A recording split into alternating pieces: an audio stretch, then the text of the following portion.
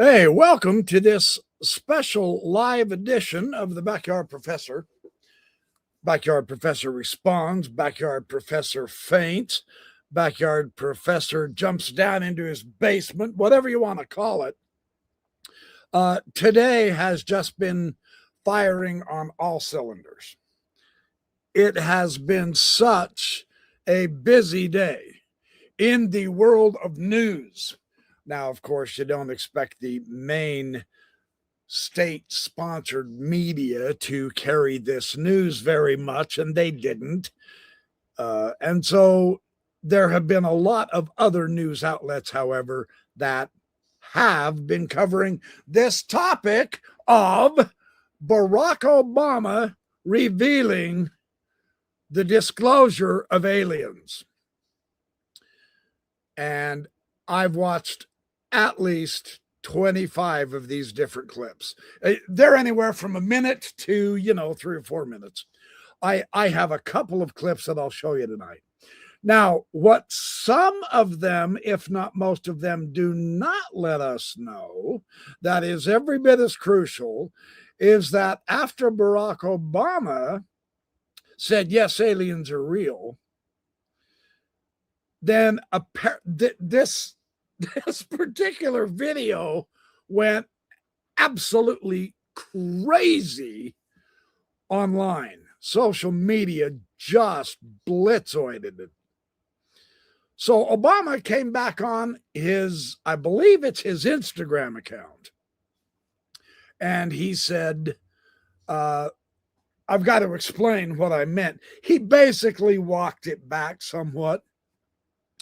Well, someone went and asked Donald Trump on Air Force One what he thought of the astonishing news that Barack Obama has spilled the beans and he has given disclosure. And Trump's immediate response, and I do have a clip of this, I will share a little later in the show. His response was, oh, well, he gave classified information. Now, all Obama said was aliens are real. That's not classified information. But anyway, Donald did not like that idea that he gave classified information, and he wouldn't give an opinion on the aliens. But the very next day, I believe, if not later on in the same day, Trump then has talked to Pete Hegseth, his Department of War, and he wants him to begin an investigation in all of the alien files, the UFO files, anything to do with this subject. He wants to find all of the classified materials, and he wants to begin declassifying the UFO materials and kicking them out and putting them out. Now, hopefully, he won't redact them like he's been illegally having the Epstein files redacted, but we'll see. But Obama lit a fire under Trump's ass to get him to start talking UFOs. And Trump basically, that there is one video that it's humorous, says, yeah, Trump took the bait. No, I think that's Pavel Psychoactivo. And we will have a chance to listen to Pavel tonight a little bit. So anyway, have we had disclosure? I want to talk about that. Look, this has never before happened, where in the course of just a mere 6 days, 2 different United States presidents, a former president and the current president, has talked openly about UFOs. Now, granted, they didn't tell a whole bunch of stuff about them. I get that. It's not a total spill the beans type situation at all. I get it. But we've never had this much discussion about UFOs. And there are a lot of people making a lot more out of this than I personally think it is. One of my personal measures for helping me, more or less stay on the right track, as it were, is I do like to check in on Richard Dolan, who has always had his head screwed on straight. And I wanted to see what my good friend Richard Dolan had to say about this. And sure enough, today he posted a video on it. So I listened to that as well. I also went and listened to a phenomenal live with a panel of people. Night Life, I believe is the name of it. Fun group to watch. And they gave a live presentation today discussing all kinds of aspects of this so-called UFO disclosure from both Obama and Trump. But they also went into so much else. They talked about AI. And they talked about science, and it was just delightful. They talked about various whistleblowers and what has been accomplished with the whistleblowers, not near enough in anybody's opinion. We still feel like they're beating around the bush, and we do still feel like they are withholding enormous amounts back from us. That's typical government, at work. We get that. There's more, but it was their discussions on so many different topics while they were together. They were just going online and bringing up various different YouTube sites and news sites and all that. And then they would play the clip. They had some Sean Ryan clips. They had some what's his head, Ross Coulthart clips, etc. And then they would just kind of banny about and talk about the information. And I thought this was such a fun way. So I'm going to attempt to do something unorthodox tonight. And I get it. There's some people who hate this type of commentary. I get it. If you don't like it, don't stay. I'm not asking. I realize it's Friday night. It's date night for a lot of people. Okay, that's good.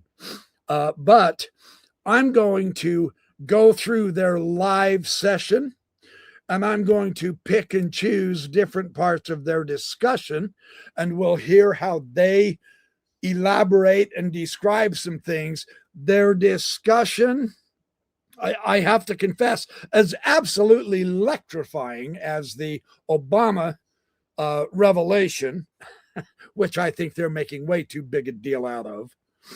And the Trump response, which I think too many people are placing too much hope on.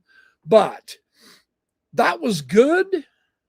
But these guys' discussion of the relationships of AI with the UFOs was so fascinating. I want to get into that. And I have a unique take, I think, I hope. You guys can judge me and let me know. I have a unique take on the relationship of AI and the UFOs, especially in regard to, and I've been watching dozens of videos on the AI phenomenon. It's astonishing growth. It's serious danger to humanity. It's taking over our world. It's going to get rid of most of the jobs of the white collar workers, except maybe 3 or 4. You've seen some of the videos that are designed to just scare the hell out of us just in this year, 2026. It's here. It's here. AI is our doom. If you watch any of the YouTube videos, that is what they're saying. I have a response to that tonight to show you why these guys are fear-mongering. And we have to begin to ask the question, how are they going to make money on scaring everybody so bad? Now, and they do it with UFOs all the time, right? I mean, come on. 3/4 of the narrative of UFOs is total terror mongering. They want you to be scared spitless. Because when you're scared, you look for someone to help, even if it's the government. That's a clue, in my opinion. And I'm not a conspiracy theorist. I'm not. But we have to understand how these guys work. We need to just get rid of the billionaire class altogether. They are not doing any good for the world.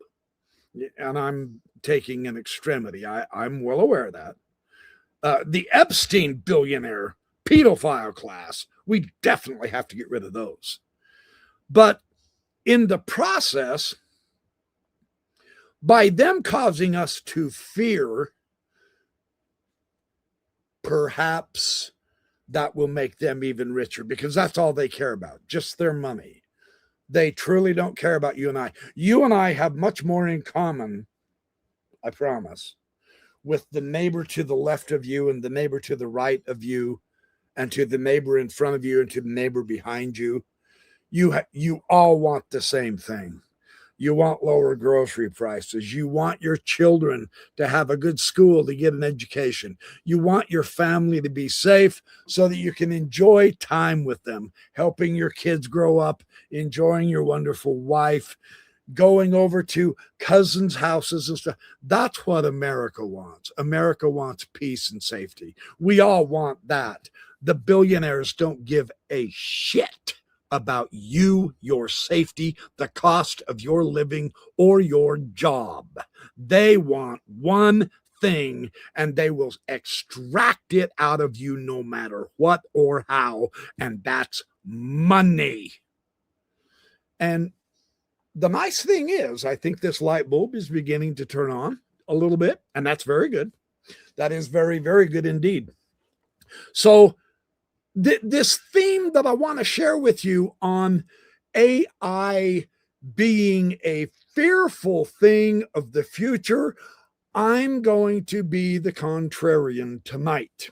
And I have done an experiment or two or three. I have watched many, many multiple videos on that subject. But first, I want to get to the Obama-Trump disclosure that aliens are real. Because that is, in point of fact, what Obama did say.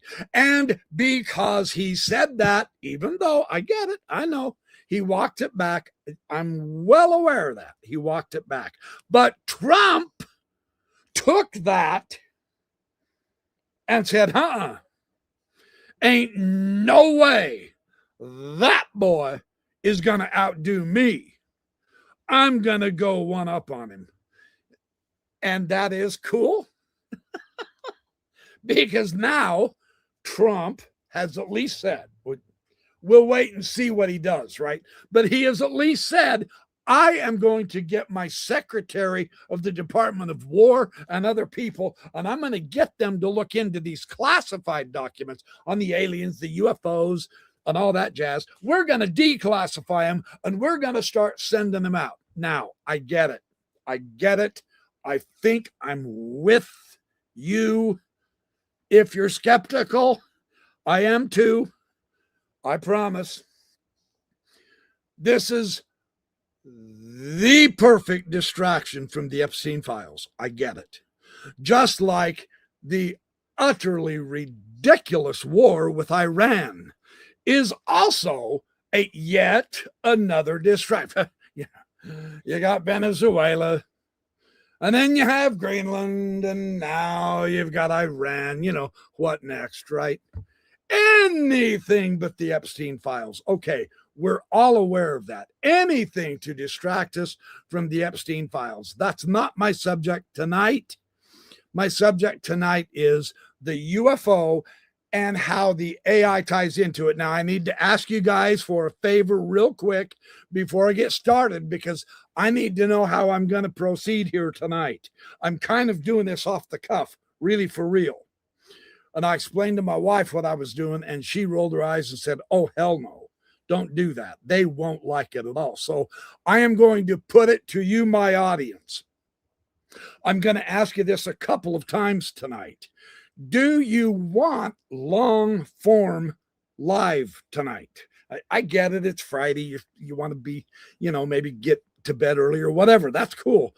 But I'm talking like a few hours, potentially 3 to 4, possibly. This wonderful discussion with Nightlife was almost 4 hours, and it was spectacular. I want to go over several of their ideas because I also have something to contribute. I'll be the outsider that wasn't part of the panel, but I wish I would have been, but I had to work today, and they do it during the day. But I have some commentary on some of their commentary and their ideas, and I will go through their stuff and I will add my commentary. If you don't mind long form, tonight could be that night. When I get to the point where I'm at about an hour and a half or so, I'm going to stop and ask you, do you want me to keep going? Okay. Is that fair? Because I don't want to bore you off of the video, off the live stream. If you've had enough, it's fine. I can stop. But I have boatloads of information tonight. This has been one of the biggest news days in the history of ufology. I am not exaggerating. The internet has exploded. And I would like to have a discussion with you, my audience, right? Because that's what everyone's doing right now. And so after I share some of my clips and my ideas, then I'll turn to you, my audience, and we can talk things out. So, yeah, okay, good. Yeah, I will interact with you as the audience, yes, on the long form.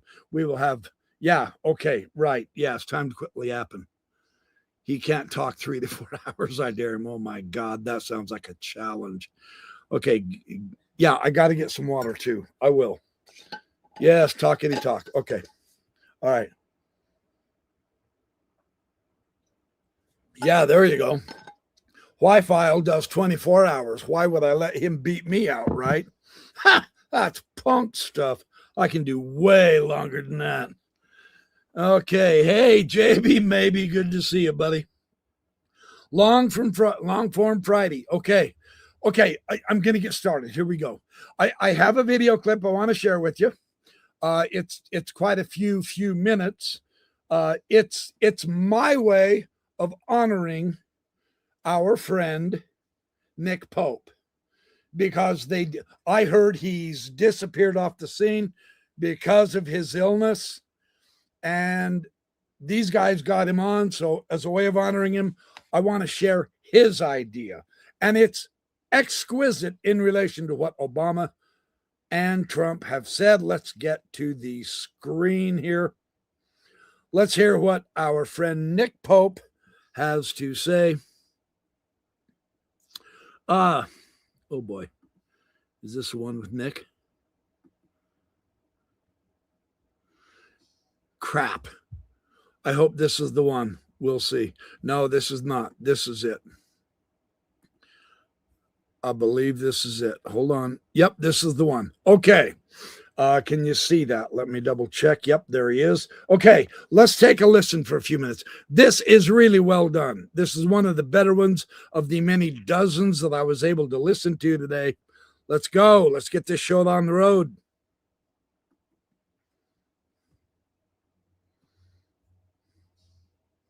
Well, after finding himself on the spot, former President Obama later clarified in a social media post that he personally saw no evidence that aliens made contact with planet Earth.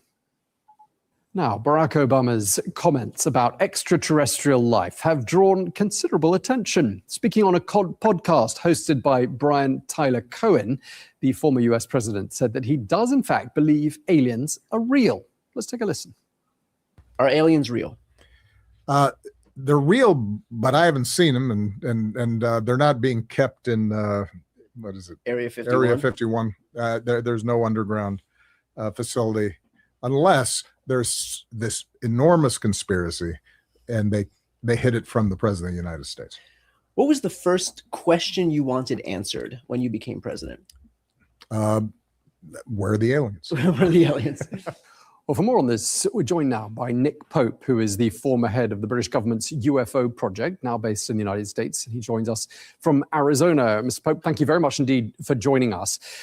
What President Obama, former president of the United States, said must be music to the ears of UFO enthusiasts. He says aliens are real. Now, you've written a piece in the British newspaper, The Daily Telegraph, today.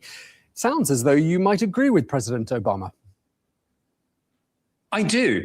Having looked at this subject from inside government, I'm convinced that while most of these sightings turn out to be misidentifications, there has consistently over the years been a statistically significant proportion of these things that, frankly, for want of a better word, are real, as the president said. So yes, I agree with him. And I think large parts of the population are coming round to agree too, as we've got hearings in Congress, pilots coming forward saying they've seen these things, and intelligence community personnel talking about how they've studied all this. Have you personally seen anything that persuades you that extraterrestrials, aliens, whatever you want to call them, are real? I have not seen a UFO myself, but All right. I wanted to share that quick little blurb. Now, someone, I was just reading the comments and someone said, dude, you always label your videos false. I did not label my video false. I said we now have full disclosure, maybe in small print. You have to read the whole thing on the thumbnail. This is about disclosure because that has been the description, and that's what these guys are talking about right now. So I think I'm being falsely accused of that. I just want to slightly defend myself. It's not that big a deal. And then this comment here, this is important because this is one of the points that is somewhat a bitter pill to swallow from now on out, unfortunately. This is the dumbest disclosure imaginable. It had to be like this. And I feel this. Yes, this was discussed on the Nightlife podcast, live podcast earlier today. This is one of the deepest, most profound, most interesting questions in our history. And because Obama answered the way he did, which I do not think he was trying to cause problems at all. And then he had to backtrack it, and he went ahead and did, when really that wasn't actually necessary. And then, of course, everybody's going to egg Trump on, and now Trump comes out, and now it goes from banal to very, very interesting, because now we've got two United States presidents, a former and a present, duking it out, as it were, over UFOs. So, yeah, the story has grown. And in the process, we get to reassess other comparisons, other angles with other technologies besides just, look, the reason I like this UFO angle is because one of the ideas, and I think if I remember right, Chris Ramsey from Area 52, one of the good UFO channels, without question, on YouTube, he talks about this idea that the entire class of alien grays are AI. They're like probes. You wouldn't visit if you had the capability of space travel, okay, grant that, and you quartered off space in sections so that you had, let's see, a 30 light year by a 30 light year by a 30 light year by a 30 light year section you wanted to explore. You personally would not go out into all of that, spending hundreds of thousands, if not millions of years of your life trying to find all the planets that might have life. I think Chris makes a very good discussion on this. He says you would send out probes, hundreds of thousands of them. And because they're not, there's a biological aspect to it, but because they are not alive, it's not a big deal if they lose a few of them. They recognize, send out 100,000 over that vast distance of space for hundreds of thousands of years to explore, and then get back with us to let us know. I get it. That assumes that aliens can live millions of years. There are accounts, at least one that I've heard, of an alien who told one of the military people that their particular species is, they live to be 1 million years old. Now, of course, that sounds like complete balderdash to us. I get it. Yeah, 75 is our average. They're talking 1 million years old. We just don't know, right? So it's okay. Grant all of that. It makes eminent sense that they would send out robotic flesh, kind of an AI type being, because they know they're going to crash. They know they may get destroyed by a life form on a planet.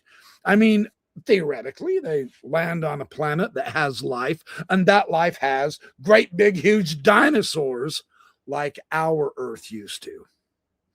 You know, a T-Rex. Well, the T-Rex ain't going to take any guff. It's going to just clamp down and eat you, right? As a simple, stupid example, I'm just saying. So it makes sense that these things could have made it here, right? That's fun to think on. So one more idea from Nick Pope, shall we? Let's keep going with this. Hang on. Thank you for your comments. Yeah, it is nuts. It is crazy. Oh, well, and okay, hold on. I love interacting with you guys because you have so damn much smarts. You're so far beyond me. It's fun to interact with you when I can, so I'm going to tonight. Timmer23, good to see you again. They literally could have made life, right? When essential conditions were found. Now, we're not saying that jokingly or mockingly, because that is one of the claims of one of the species. They made us.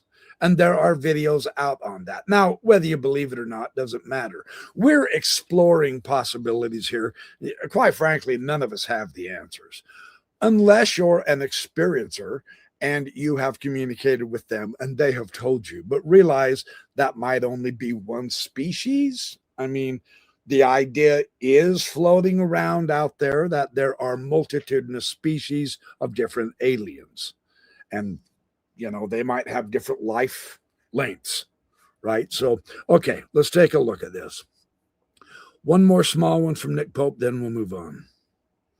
But having investigated literally hundreds of cases for the British government and having seen some of the data that the US government has in terms of forward-looking infrared films of these things, photographs, documents, testimony from pilots and radar operators.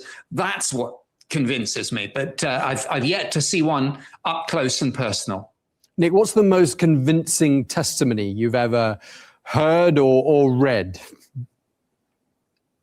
I think it was a case we had actually before my time, but December 1980 in the Ministry of Defense, there was a case called the Rendlesham Forest incident, and a craft actually landed and there were indentations in the ground. They after this thing was on the ground for about 20-30 minutes.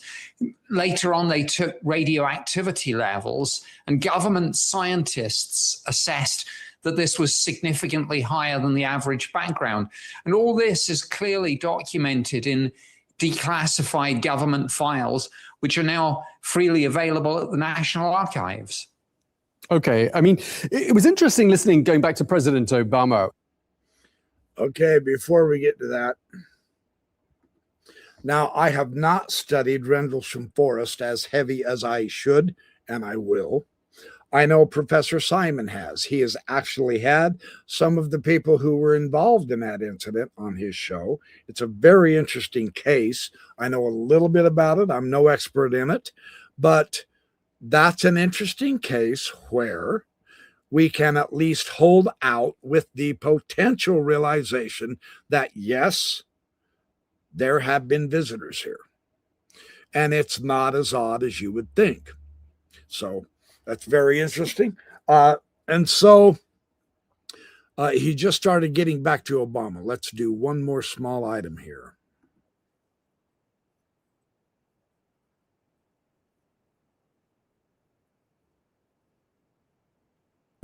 They want to read, but some are saying perhaps he gave away a bit too much. What do you read into his backtracking? Yes, I've heard that, and it was very strange, I have to say. Look, here's a former two-term president who's used to dealing with media broadcasters at the A-list level. I mean, this is no disrespect, but this was a YouTube podcast, and now he's circling back and saying, let me clarify my remarks. Now, that seems a little odd. Former presidents don't often do that. They don't feel the need. So it's very strange. And as you say, it has given rise to a lot of speculation that maybe he went a little too far. Maybe he felt he went too far. Maybe somebody else said that he went a little too far. Who knows?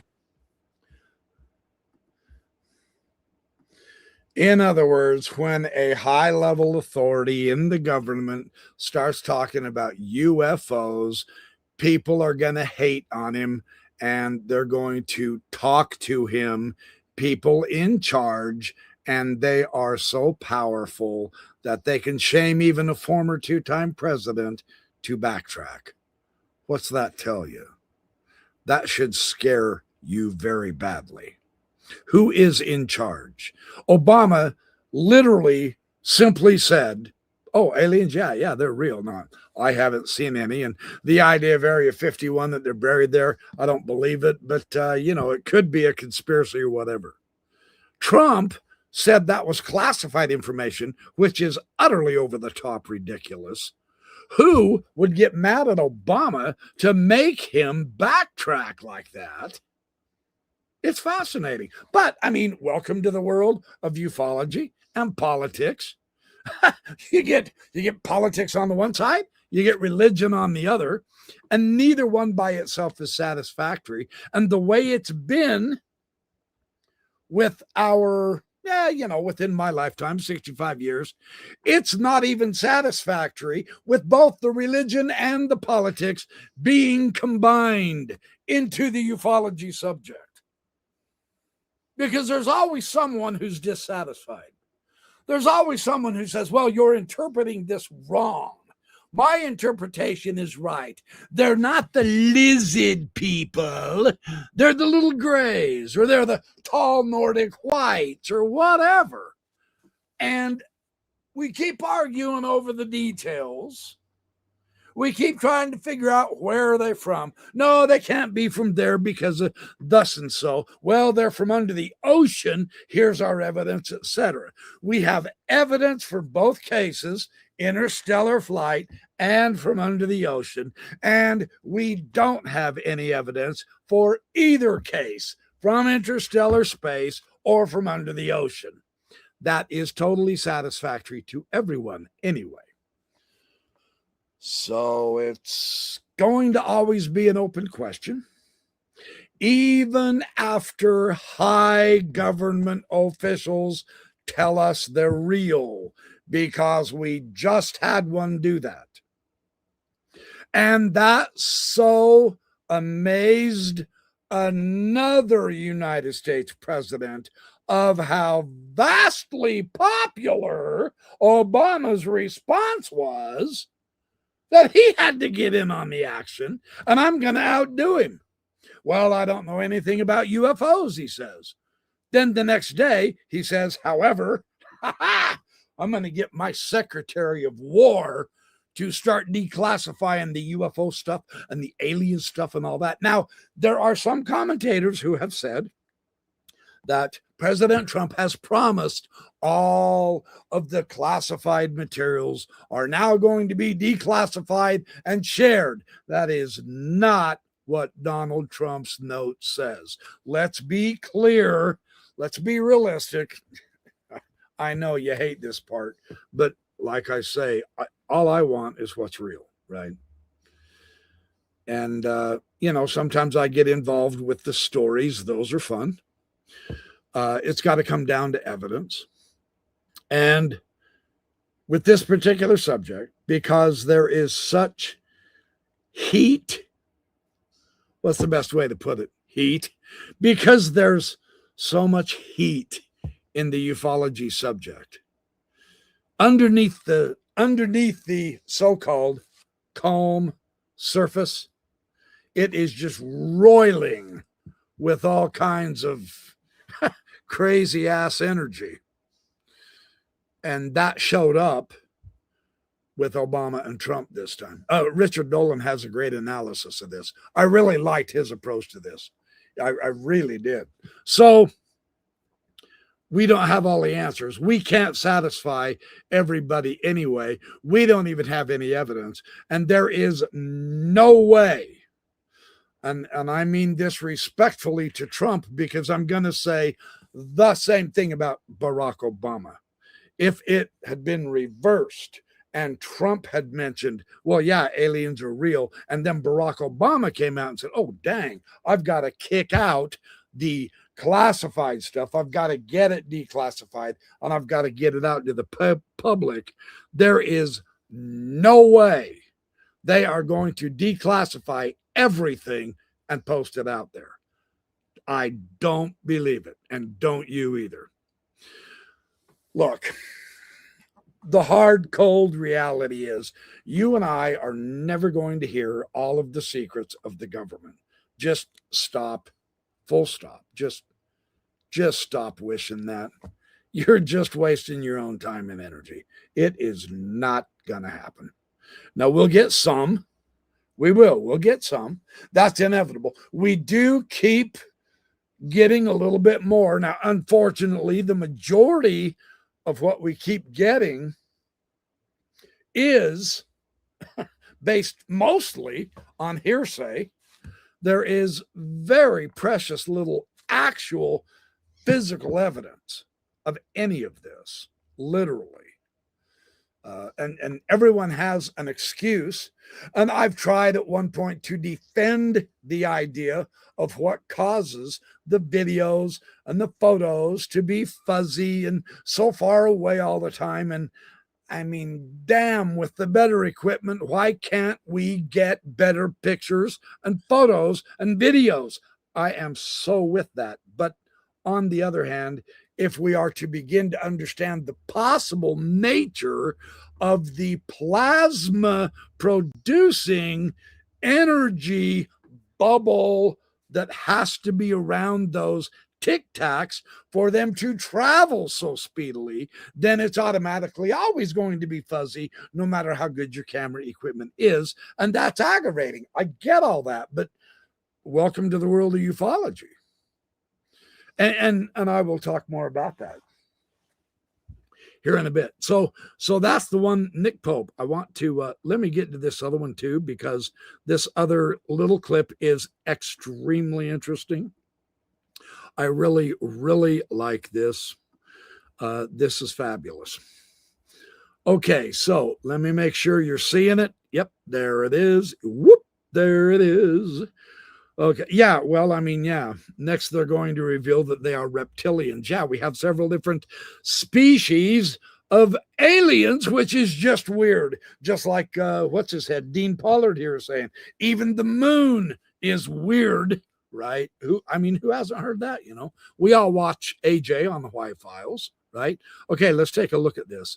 This is quite an interesting insight as well. Could be getting new information on extraterrestrial life. President Trump says he is directing Secretary of War Pete Hegseth and other departments to begin releasing files on space aliens and UFOs. This follows former President Obama's comments just this week. Are aliens real? They're real, but I haven't seen them, and they're not being kept in what is it? Area 51. Area 51. There's no underground facility, unless there's this enormous conspiracy and they hid it from the president of the United States.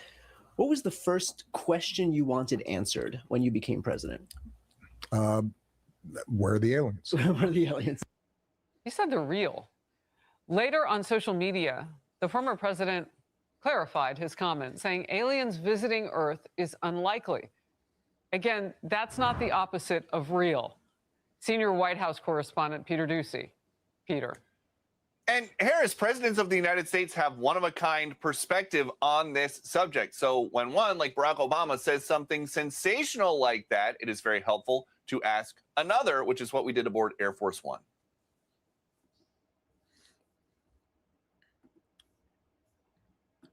So I just wanted to point out, now we know who it was that asked President Trump the question about Barack Obama.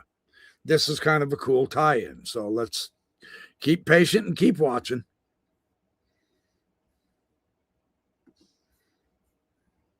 Something that got a lot of attention this week. Barack Obama said that aliens are real.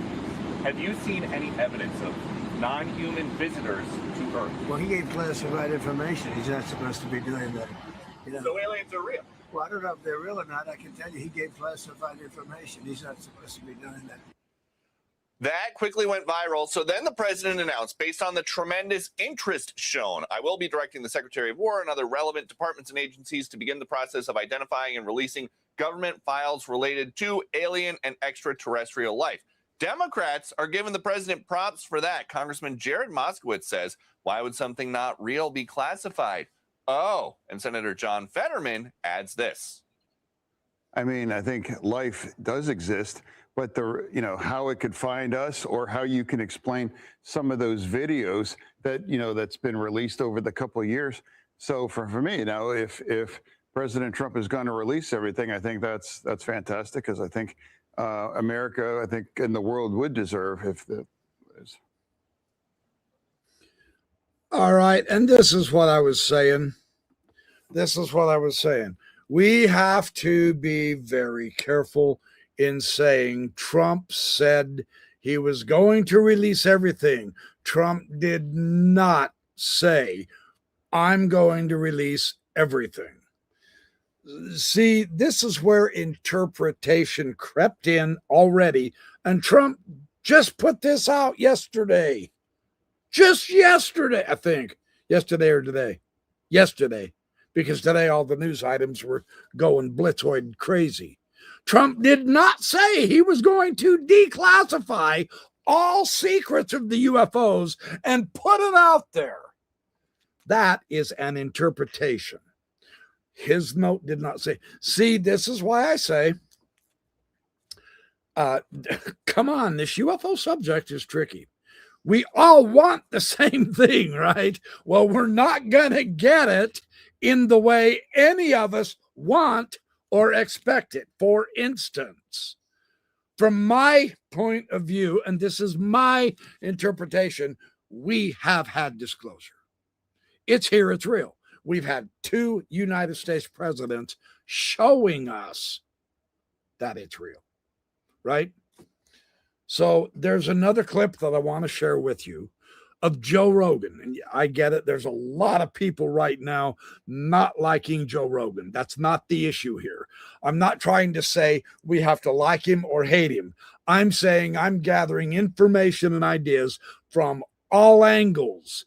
This clip of Joe Rogan is extremely important for another type of interpretation that is being bandied around. So, oh, whoops. Oh, hey. Yeah, let me finish this. I'm sorry. I'm getting y'all excited. Yeah, let me finish this out. This is the rare issue uniting Republicans and Democrats who all just seem to want to believe. Harris. We have about 10 seconds left. Yeah, who all seem to want to believe. And yeah, that can be problematic. No joke. That can be difficult, right? So let me go to this Joe Rogan clip. Now, this was toward the end of their live discussion. There's the group of guys. Yeah, this is from Psychoactivo's site. They also did it on Nightlife. Barack Obama baits President Donald Trump into disclosing UFOs. Doomer Friday live stream. This is Pavel's headline. Barack Obama baits President Trump into disclosing UFOs. I love that. That's my take on it too. Let's listen to Joe Rogan as he listens to President Trump and what he thinks this means. All right. As long as I can get home. Barack Obama said that aliens are real. Have you seen any evidence of non-human visitors to Earth? Well, he gave classified information. He's not supposed to be doing that. You know. So aliens are real. Well, I don't know if they're real or not. I can tell you, he gave classified information. He's not supposed to be doing that. He made a big mistake. He took it out of classified information. No, I don't have an opinion on it. I never talk about it. A lot of people do. A lot of people believe it. Do you believe it, Peter? Well, it's the president. I do now. I may get him out of trouble by declassifying. We know illegally. I may get him out of trouble by declassifying. That's hilarious. What else? What's going around the internet? These in the circles. I may get him out of trouble by declassifying. Jeez, I hope he does. Yeah, really. Yeah. Imagine you can get in trouble as a president for saying aliens are real. I don't think so, man. I don't think he's gonna get in trouble for that. Well, what did he say then? What was that? They've been saying there's aliens. Like, right, but what did he just say? He just hates Obama. He's going like, oh, he's going to jail. I'm getting Hillary and I'm getting Obama for aliens. They all hate each other and then they all hang out and shake hands. Yeah. Yeah, whose funeral was that when like George Bush and them were handing out candy to each other? It was like George Bush. Well, George Bush and Michelle Obama are apparently friends. Oh, they're buddies. Yeah. Okay. Which everybody thought. But George Bush never engaged in like this insult kind of thing that Trump does. It's true. It's a different thing. Yeah, it's totally that's. He was totally always true. very classy. Yeah. Yeah. And especially when you see the videos of him back in the day, like now you're like, man, this guy's like lovable. Oh, dude, in comparison to the politicians of That's what I'm today, saying, yeah. He was like, oh, when is he running again? The guy's a complete class act. And then you're like, oh, yeah, fuck Middle East. Forgot about that. But it's like, oh, yeah. Well, he had Satan on his side. Yeah, true. Dick Cheney was true. Running around fucking shooting his friends in the face and hunting trips. That's true. I don't know. I mean, that thing is like, was it classified? It's like now, but then if Trump's going to be like that, he gave out classified, then he's letting you know it's classified. So right. He's telling you the cat's out of the bag. So well, he's saying I may declassify it. I hope he does. I hope this like gets him, because that is a weird thing to say. He's not supposed to be saying that. Well, that means it's real. He gave out classified information. That means there's real data that aliens are real. That's the only thing you could draw as a conclusion from that statement. Yeah. Right? He's so like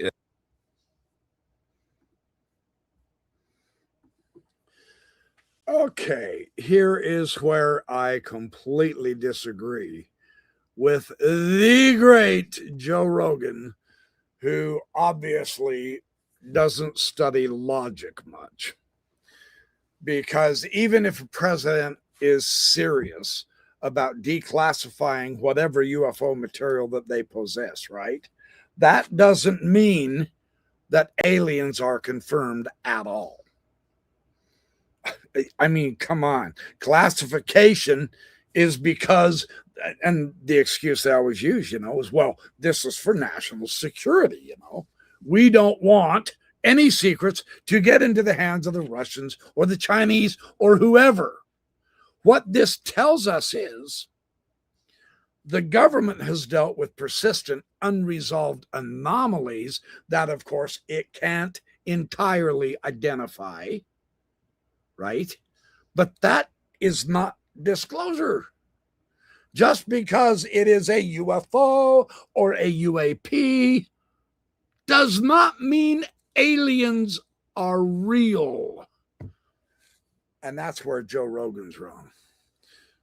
All right, so what would it take? This gets right to the heart of disclosure, you guys. Think this through with me for just a moment. If Donald Trump, now see, Patrick from Vetted, he's got a few videos on Donald Trump. His daughter-in-law, Laura, she has already indicated, and they've made videos about this also, that her father-in-law, Donald, the president of the United States of America, has already prepared a speech, a UFO disclosure speech that he will be presenting July the 8th, wherein he spills the beans and he tells the world UFOs are real, aliens are real. If you believe or begin to believe the reality of these incredible things, either from space or from deep within our own oceans, if that causes you to believe, you've got mush for brains. Just because someone says something, if you begin to believe in it because of what they say, then you are high prime target for getting your ass ripped off big time. Because you need, especially with a claim of this magnitude, what you need is critical thinking and evidence.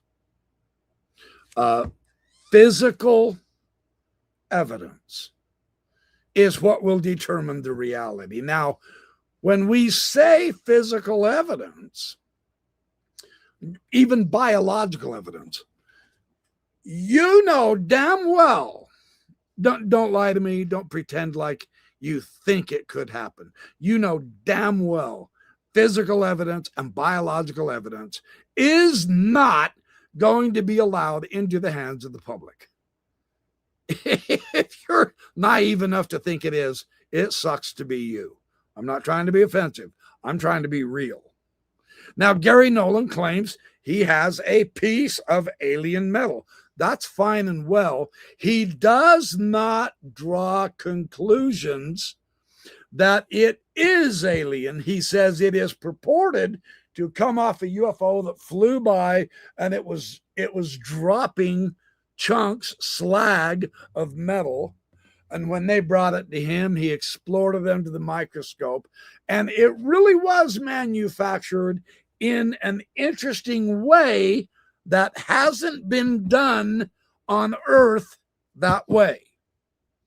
And that is as far as science can take us.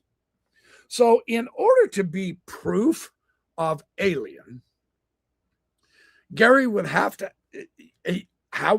you would have to find a way to prove that that metal is alien, and then without letting anyone else know, he would have to give that piece of metal to a different lab, hopefully across the ocean or something, not telling them what he found. Leave it blank.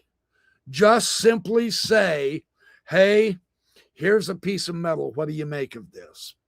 Tell me what this is. What do you think? If he sends the metal to the lab and he says, hey, I was told this fell off of a flying saucer, landed in the field, and I've examined it, and it really does have a really interesting molecular structure.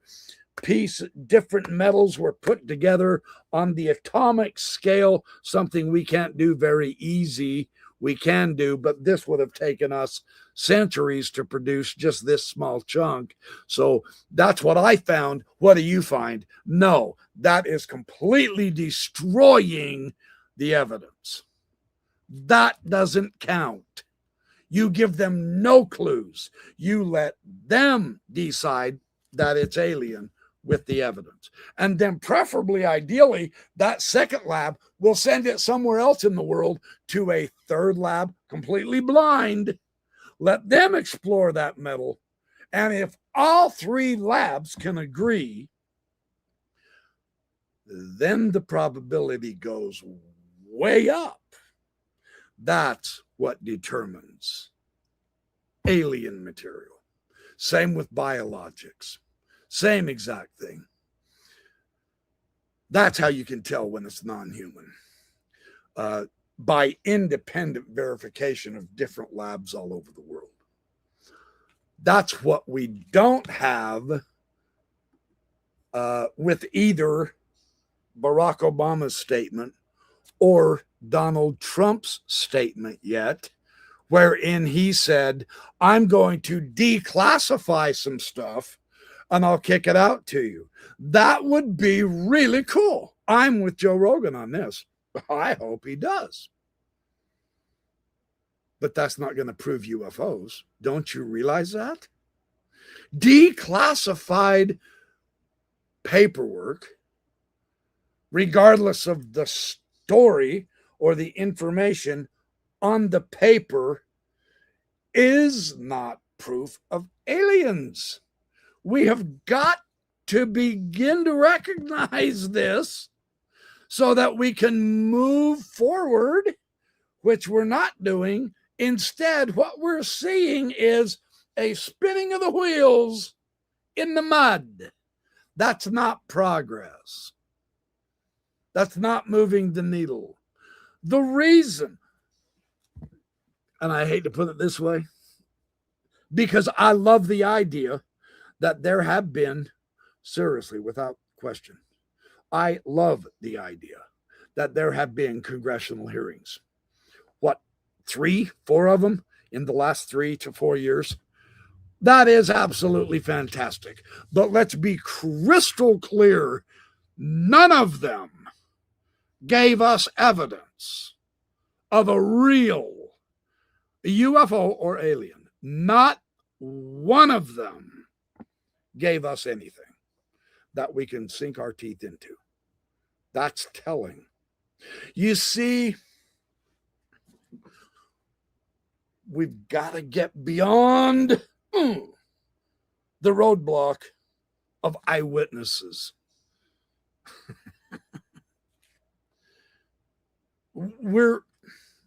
And I'm not trying to be rebellious on this. I so promise I'm not trying to be rebellious. I'm not trying to make anyone else rebellious either. But damn it, we gotta get something physical that is truly, honestly, legitimately tested by independent, multiple labs for evidence. Otherwise, it's all just stories. I promise. It's all just stories. They're nothing else but stories. I wish it was different. I do. Now, I'm trying hard not to be skeptical, but I also don't want to be naive. It's a balancing act, right? So if I'm not skeptical enough, I can be deceived.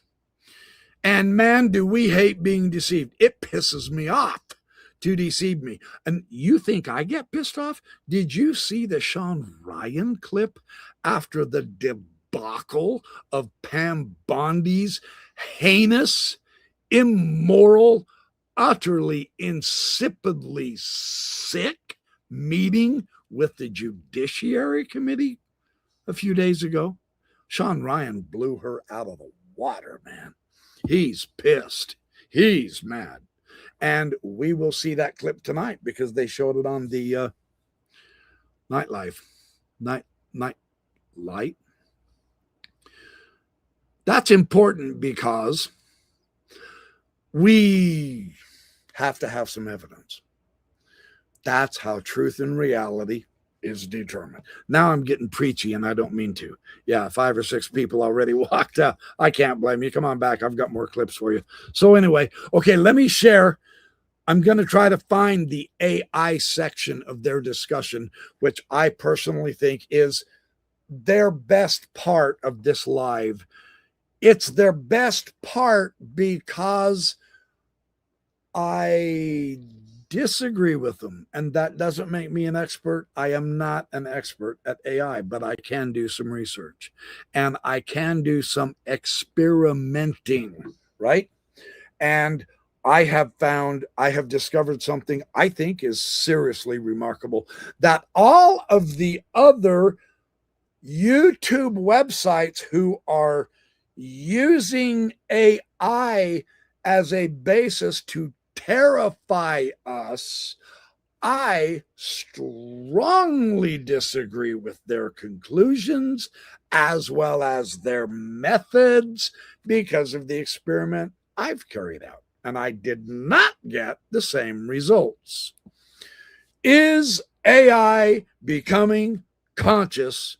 No. And that's a firm no. And whoever's trying to convince you of that is trying to terrify you. Why is that? Why does everyone want us to be dependently scared shitless all the time? What's in it for them is what we have to start thinking. And don't fall into their trap. There is no reason to be terrified or horrified or scared. There's every reason to be prepared. And that's what I'm going to do for you tonight. At least I hope. It's my goal. So anyway, okay. The intelligent viewer stayed. Thanks. Oh, hey, Adam the lab rat. Dude, you're awesome. Okay. Let me go to this. I really have to do this. This is fun, you guys. I promise you're going to love this. These guys are good guys. I mean, come on. They've got 5 different people, 5 different points of view. They all interact so well with each other, and they're just smarter than hell. It's a lot of fun to talk with them. I do believe, oh, well, there's the Sean Ryan clip. I won't do that just yet. I think it was before Sean Ryan. I wish they would have. I wonder if they did. Hold on just a second. Did they do a breakdown? No. They didn't. Well, it was live. That's why. Okay, it's all good. It's all good. Okay, so let me see if I can find this real quick.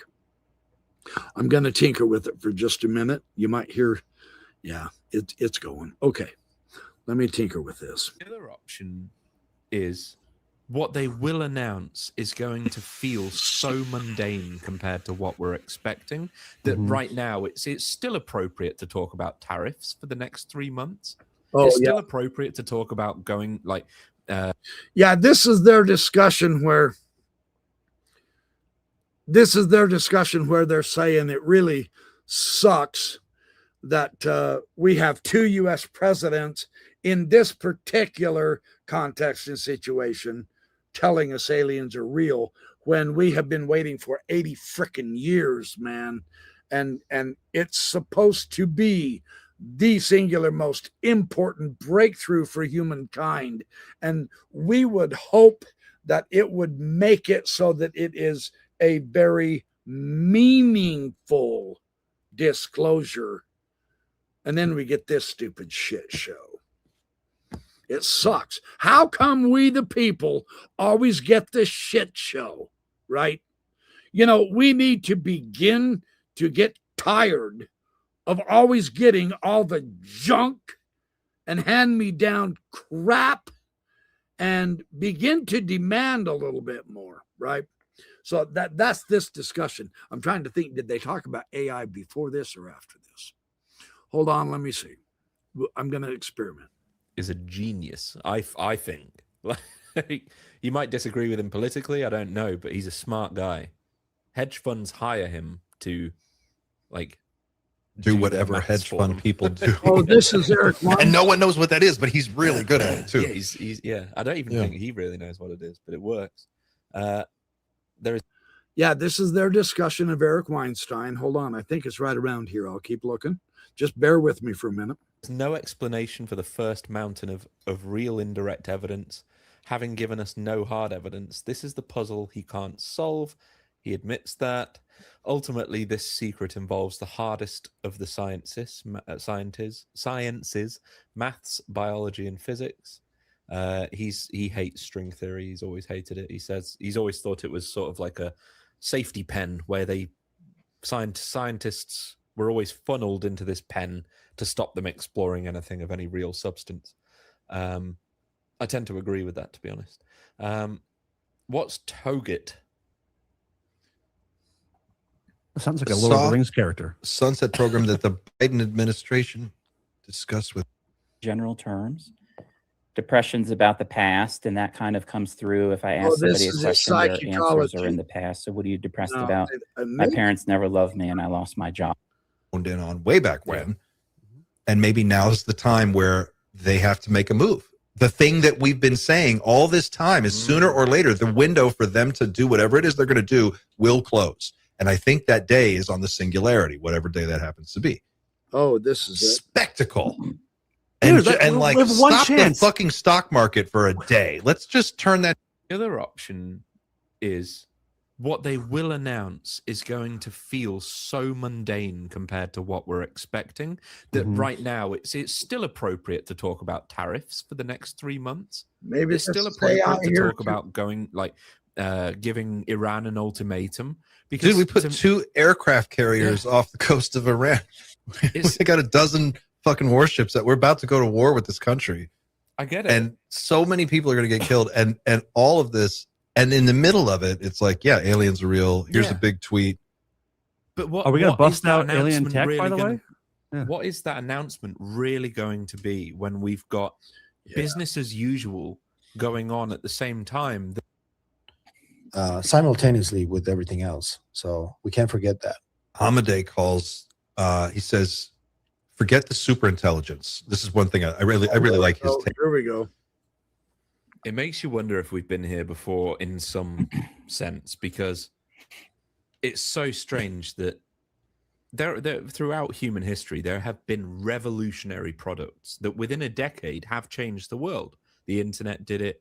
The Industrial Revolution was extremely fast. But we've never, so far as I'm aware, had created something that can effectively revolutionize itself once every year. And like humanity literally can't, the human culture can't keep up with this. We're going to have to try and guess where it's going to take us in 30 years' time. This is a serious question. Where do you think we're going to be in 30 years' time? Do you think retirement funds are? Do you think they have any meaning whatsoever right now? If we even survive the next 30 years, which is, I think, a 50-50 coin toss, I don't see how humanity stays one coherent species. I think we bifurcate into, you're going to have people who are happy to get an implant in their head that plugs them into their. Okay, I'm sorry. I'll briefly rewind that. This is one of the best damn parts of their whole production. Now, they talk on AI for about 5 or 6 minutes. I'm going to go ahead and let it run. And then I've got some comments that I will put in that I think supplement what they're saying, but I am disagreeing with them in some respects, and I am vehemently disagreeing with so many of the YouTube videos on AI and its significance and its putative threat against us humans. I don't buy that anymore, and I will explain why, and I will show you why. And it's really good. So this is wonderful. Let's get to this. This is what you came here to see, what I'm about to show you right here. This is one of the coolest discussions of AI I have ever heard. Thank you, Night Shift. These guys are fun. They're cool. They're cool. I like them. I like them a lot. Okay. Now we get on to the good stuff. Their AI, and then they're going to merge with this thing and become some kind of new organism. I mean, we just had a few weeks ago, it was Atlas doing a double backflip. They showed this video of Atlas in a room doing a double backflip. And then not even a week later, a lot of proponents of AI 2027 say Okay, here we go. Sorry. We just need to slow down a little bit. Like, let's just, before They we all make say a that. decision to innovate, let's just stop and ask whether we should. And it's great that he had Jeff Goldblum, because there's that Jurassic Park quote, isn't there, where it's the scientists were so concerned about whether they could, they didn't stop to ask whether they should. Like, this Right. is it. This is that Yeah. moment right now. Yeah, I am convinced that the ticking time clock is the AI time clock. Those are the same. The NHI time clock and the AI time clock are the same clock. Either, no matter how you cut it, and whichever way you cut that cake, if we develop our own artificial superintelligence, we will not be in control of it. That will not happen. It will be in control of us, and that is a fact. And if NHI are paying attention to us, that's the thing they are going to have to deal with. So we know, because all of the top minds in this field are desperately trying to get our attention, and they're screaming like, please slow this down, please regulate us so we can slow down, because we can't do it on our own, to the point now that it's like deafening. We are only a few months away. Like, you could measure it in months, probably. Dario Amade said I agree. 3 years, 36 months. 36 months. His conversation with Lex Friedman was so good about the present of AI. It was like last week. It was as it was happening, the whole OpenClaw acquisition from OpenAI, which I think that was the revolutionary thing that happened in AI this past 2 weeks, that these agents are the ones that are, it's the new tool for technology right now. Like, everybody's going to have an agent eventually. It's going to be exactly like the internet or iPhones. And I think it's still not, I think, AGI, but I don't know, the way it can like self-correct itself. Like, dude, did you see scary. the Unitree, was it the Unitree G1 robots at the Chinese Yes, performance, shooting guns and all that stuff, right? No, the ones that run up a wall and With do the a swords. backflip, Yeah. and they Yeah. dance with children with swords. They're swinging swords around, and there's little kids jumping in and out. There's must be 45 robots on the stage.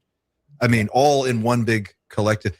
It's not a question of like, can they or can't they do it right now. It's the pace of progress is so fast now that we're talking weeks and months now. We're the time period of years is no longer relevant. I think we're in 36 months to crazy shit. And every few weeks, I mean, we just had a few weeks ago, it was Atlas doing a double backflip. They showed this video of Atlas in a room doing a double backflip. And then not even a week later, the Unitree G1, which I think is their most affordable robot, by the way. I think you can buy these for like $8,000. They're not that expensive. It's cheaper than a car. And they're running up walls, jumping off of things, coordinating with 50 human dancers in real time. Holy shit. It makes you wonder if we've been here before in some sense, because it's so strange that there throughout human history there. Okay, I want you to notice something. This idea of these robots. Have you seen that video of the robots? I did. I watched it, and it's staggering. It's breathtaking. They are really impressive, man. But we're making AI that is so I'm going to say it this way based on what I'm going to tell you a little later tonight. AI is not smarter than we are. That's the myth they want you to believe. I don't. But it is more efficient. In some areas, it does have better capacities than we do. There's no doubt about that. But it's not about being smarter than we are. Okay? So they're trying to convince us that we are lesser than our creation, and that's bullshit. I don't buy it. I don't care. I don't buy it. And you'll see why here a little later tonight. I'll show you why that's not true. We are not lesser. But mentally isn't enough. The powers that be, the ones who are becoming and or are already billionaires, they want you to think you're second rate here. And they also want you to be convinced that the robots are vastly superior to you. And therefore, what is left, you weak, little, worthless worm? And they want to cut us down mentally and emotionally and physically and spiritually. And I say, bullshit. I'm not falling for the brainwash. And I'll show you why tonight with my experiment. Don't fall for it. Don't fall for it.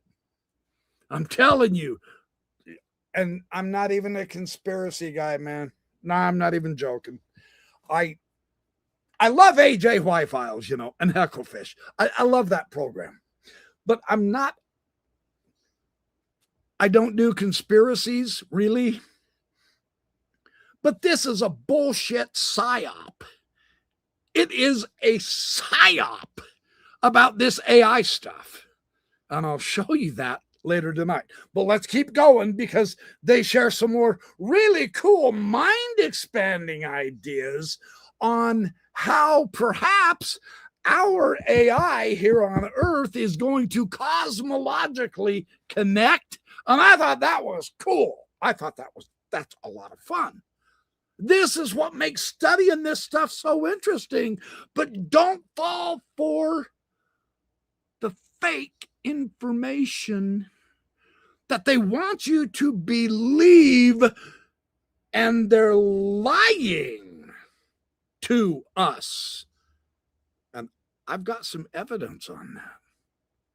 Truly. So let's keep going. This is cool. This is fun.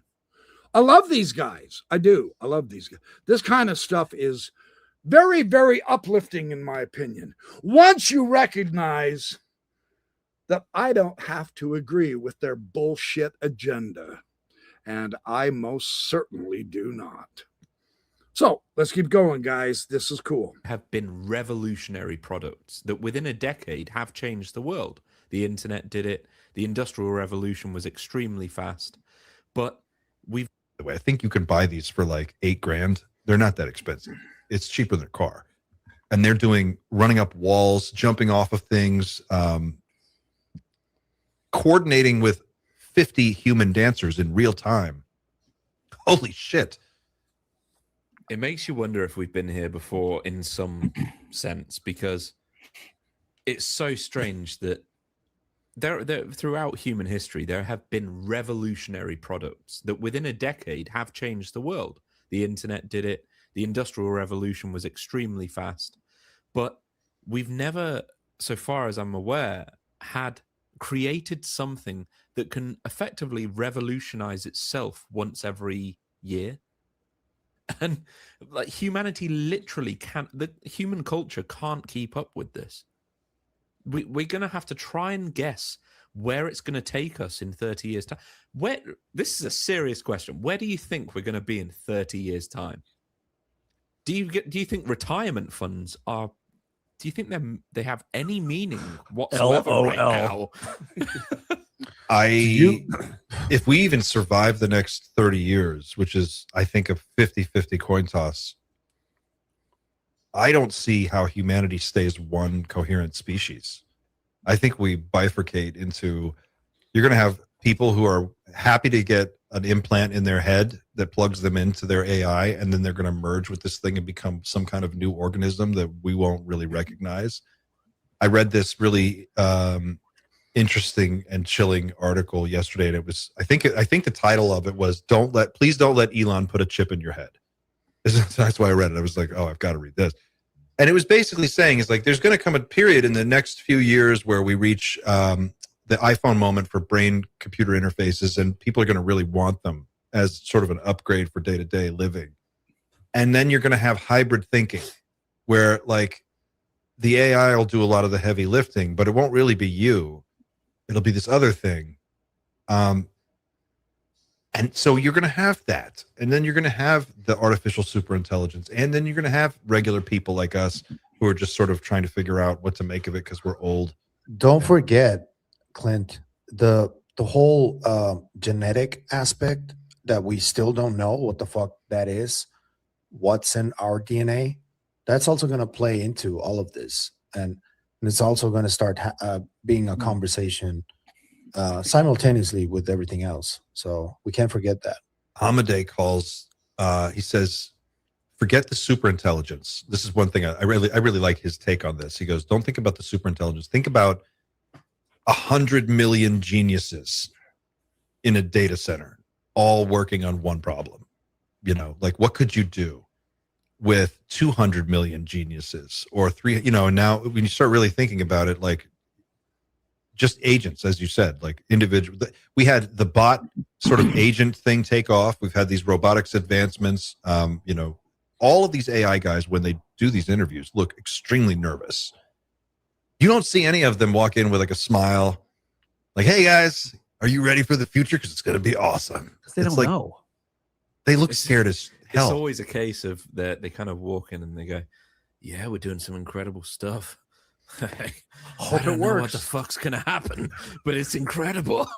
I sure hope I don't kill everybody. Yeah, I mean, I've got my bunker in New Zealand, so all is well. Like, I'm shacking up with Zuckerberg. But Where do we just see the highlight of all the guys talking about their bunkers? Did you post that, Clint? On It's your the stories? the documentary. There's an AI documentary right. coming out that is the AI equivalent, probably, of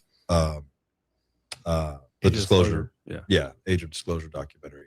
That was I'll look up the trailer, but Someone said it's not a bunker; it's an underground concrete safe room. It's like, well, that's That a was fucking Zuck. bunker, dude. Yeah. I wouldn't call it a bunker. It's more of like, it's like a double Underground, like a reinforced. concrete underground. reinforced, full of food, all of the yeah. apocalypse and all of that. It's called the AI doc, or How I Became an Apocalyptimist. Apocalyptimist. Oh, that's funny. I'll put this in the chat for people who want to check this out. This is cool. Apocalyptic. I'm going to call mine the Dunker Bunker, you know. Yeah, everybody's got to have a bunker because it's doomsday and we have to survive. You notice the psychological bullshit that they're slowly getting us to believe, and even they will begin digging bunkers. And that makes us think, well, man, you know, they know something we don't, etc. Maybe we better build some bunkers and all that. It's all bullshit. I don't buy it. We are in the middle of a psyop with this AI. Let's keep going. The mist. Apocalyptimist. There we go. Sounds like a Dr. Seuss character. Let's see here. We've got Huskers says Pavel is spot on. There is far more beyond the surface of the UFO alien topic. I believe it is deeply rooted, occult over 100,000 of years in human history on Earth. The human psyche has been purposely stymied. Josh at Polarity has uncovered a lot. Shout out to Josh, man. Shout Let's out get Josh to Josh on here, by the way. Let's get Josh on this stream. We've been circling. We've been trying to talk. He's on the other side of the planet. It's hard to. So is Xander. No, but he's further. Oh, yeah. Yeah, he's Australia, like right? No, the big he's in problem Asia. is the difference He moved to between Asia. myself and Josh. That's like a 10-hour difference or Mm. something. That's Yeah. crazy. He's like in Indonesia or something like that. Okay. He moved there. Jeff Wheeler says, I told my parents about what Obama and Trump said. They are glued to the TV over Nancy Guthrie. Why is she dominating the news? Great question. Because that's the way they do it. That's the game. It's just, you know, no one knows what to make of.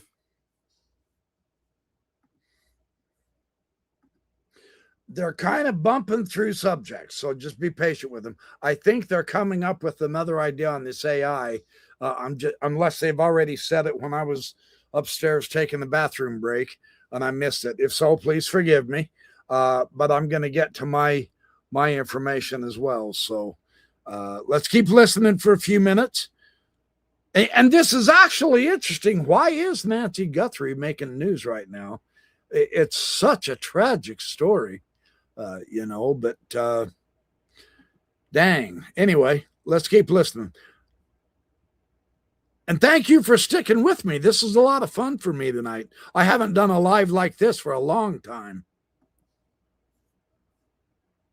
Trump's tweets anymore. I think that's part of it. I think the other part of it is there are a lot of different things going on at once. And until this really moves the needle more than that, they're just going to focus on distracting you with other stuff. This is really making the news, though. This is hitting CBS, NBC, BBC. I guess BBC literally tweeted it earlier, which I've never seen before. Yeah, you're kind of seeing this everywhere. And a little less laughter than before, which is nice. Still some laughter, but it's definitely making the rounds. It's tracking. It sounds. I guess it's because it's both of them. You have. Yes. You can't. Thanks, Obama. Thanks, Obama. So someone did that in another group chat we have. There was someone asked like, what would be the best way to go forward with like an announcement, and we talked about a joint press conference between someone like Obama and Trump at the same exact time. A press conference with the joint. What? Yes. There you go. It's like Cheech and Chong. A Cheech and Chong disclosure is what we're going for here. But just two of them. So there's no like political push or pull. It's like the epitome of this and the epitome of that together being like, guys, it's a thing. Let's work on it. It'll never happen. It will never happen. But at one time, it could have. Yes. It could have. It would have been possible, maybe. I think Obama probably would have done it. I don't like think George Trump W. Bush and Obama could have done it. Bill Clinton and W. Bush could have done it.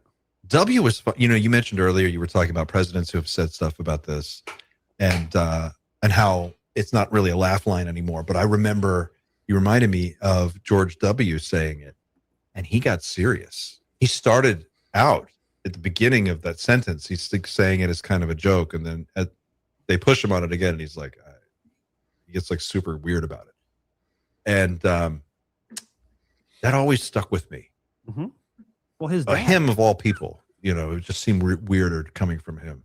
Well, because his dad, was the head of the CIA, and his dad, and his vice president was Dick Cheney, right? Yeah. Right. And Eric Davis said that W. Bush told him that the Holloman landing was a real thing. So I think, W was I think he knew some shit.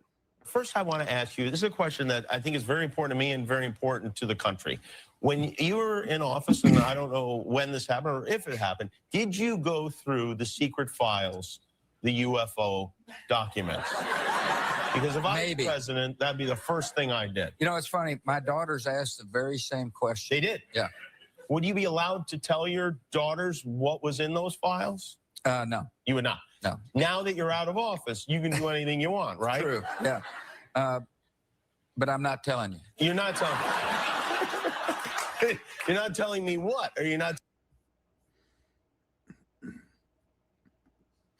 I love this in a way because it shows, no joke, the distance that we have come since W.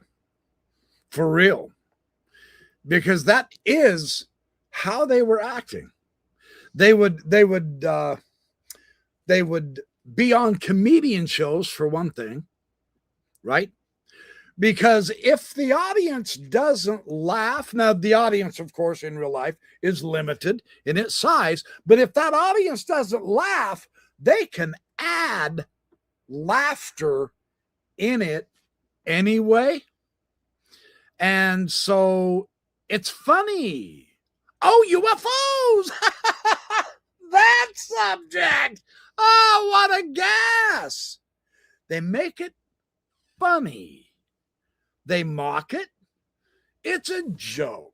Well, I'm not going to tell you, but that part wasn't the joke. They didn't want to tell us. But now they can't wait to tell us. Now, we've all lived through this astonishing change of attitude in such a short time, just a few years, and now all of a sudden, the age of disclosure gets 34 huge, important military and politicians and scientists, and they're eager to get you to believe in the reality of aliens that is supposedly classified. They made a whole fucking documentary on it for an hour and a half. It became a best-selling documentary. Everyone's telling you, yeah, the aliens are real, man. They got spaceships. They break the sound barrier. They travel faster than light. They're real. They're here. They're among us. There's different species of them. I mean, good God, man, they're telling you everything. And we have to ask why. Why now? What is happening? What is changing? This should at least cause us to stop believing what you're told and think about what you're told. Because Barack Obama came out and just said it. Period. Aliens are real. But I haven't seen them. And then someone got him to backtrack. It was the most popular video on YouTube for one day. Tens of millions of views, if not more than that, worldwide. Holy shit! Barack Obama said aliens are real. Well, he did. Then he had to backtrack a little bit. But that didn't stop Trump from saying, well, the moron gave us classified information. I'm going to declassify it to help him out. And then he makes a note for his Department of War to do just that. Find the classified stuff, declassify it, and get it out. Now, what the hell? Man, I'm not asking you to become paranoid. I'm asking you to become a little bit more suspicious of authority. Not rebellious, suspicious. Why does the church leader tell me I need to have more faith in him to get to Jesus? Huh? Why in you? Well, because that's the gospel, etc. Read this book more. Why that book? Now they want you to believe. They're almost going to, they act like they're going to arrest your ass if you disbelieve the leaders of our government in the reality of UFOs. Now, they did heinous acts to keep you as dumb as dirt on UFOs for 95% of your life. Do you get that? And now all of a sudden, it's obvious. Jesus, of course, it's obvious. There's UFOs everywhere. Of course they're real. Don't be so stupid naive. Stupid naive, you were gonna kill my ass if I even mentioned aliens 5 years ago. What do you mean, stupid naive? I was terrified because you were the asshole who was threatening me with my life, my career, my reputation, And now you, the same bastard that destroyed thousands of people's lives, now you want me to believe you when you say they're real. What the fuck is going on? Why this change? You gotta get a little bit skeptical, you know? Not paranoid. Paranoia doesn't help. But skepticism works wonders because it makes you a little bit suspicious. Suspicious enough. It makes you suspicious enough to start looking into the past history. What is this really? And what is that telling me? How come they acted like they did? And how come they said what they did? And now what they're saying contradicts directly what they used to say. And it's okay. The same enemy now wants to be the hero of disclosure. The same enemy created AI and is building robots and is smarter than you and it's more capable physically than you. You are weak. You're not smart. We'll show you. We are the future. You need to become part of this, or you'll be bypassed. They want to hypnotize you. Snap out of it. It's fake news. We're in a psyop, man. You think I'm bullshitting you with this AI psyop? Go start listening to Chase Hughes.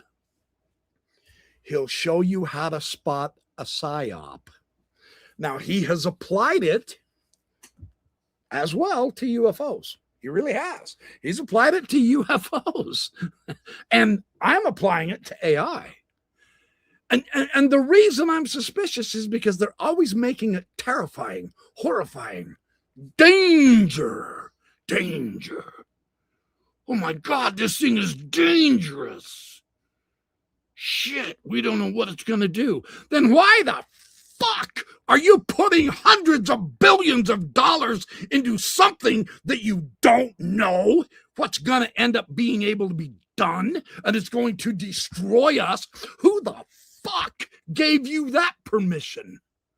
You didn't ask me.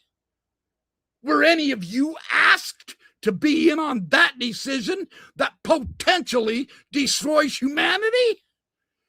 Are you comfortable with that? I'm not.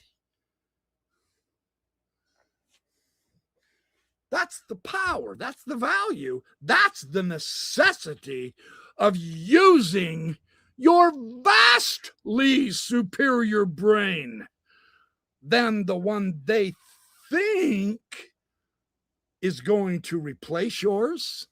No, it ain't. I have fantastic news. I've got the gospel news for you. AI can't replace your brain. And that's good news. I'm not even joking. So, all right, now look, I'm at an hour 39 minutes. Okay. I'm not trying to shoot. I might have already blown this live session. I should have started off with what I want to give you right now. So I have what I think is the cream of the crop of tonight's live for me personally.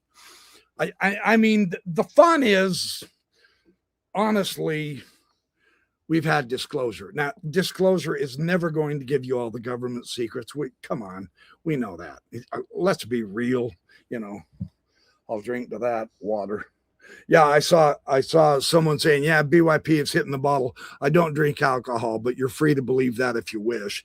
And you're mistaking my enthusiasm for being drunk or what. Yeah, it's all good. I forgive you. It's no big deal. Do you want me to keep going? This is going to take me about an hour. And it is absolutely beautiful what I've discovered. I have discovered a direct refutation against those who claim AI is going to overtake us. I have the most beautiful refutation I've ever found, ever. So, do you want me to keep going? Okay, I'm doing good. Okay. Well, let's hope not. Your inner you is your eternal spirit, but yeah. So, okay, I will, because this is the fun part. If you guys don't mind me ruining your Friday night, I'm happy to be here with you, man. So let's do this. Okay. Hey, Debbie Donovan, how are you, girl? Okay, and hypervigilance. Oh, thank you, the jokey. Okay, glass cow. And then I'll start interacting with, okay, Dixie, I'm here. Oh, and other sheep. Yeah, brother. Okay. So, and there's always going to be someone, just like Chase says, and it's okay. I'm not judging them, and neither should you. You know, we each have our strengths and talents and skills and fears and hopes and goals, so on and so forth. Yeah, right? So we all have our different approaches. And I think the fear of the new technology is misplaced. They don't want you to see the true potential value of AI to improve our lives.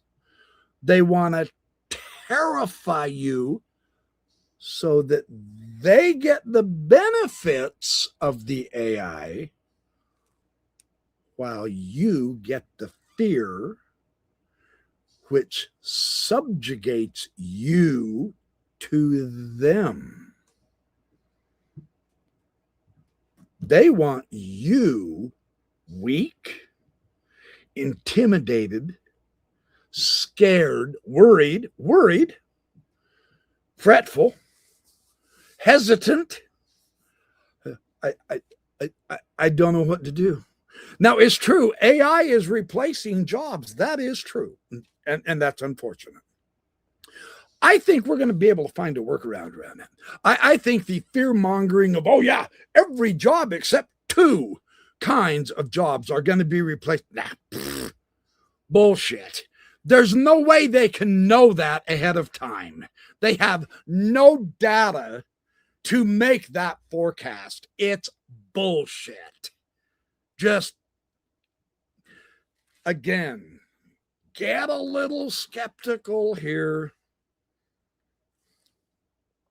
What they want to do is they want to hoard all of the world's wealth to themselves, because you notice it's the bullshit billionaires who don't give a rat's ass about you or your medical needs or your physical personal needs or your safety. They don't give a shit about your children. All they want is money and power.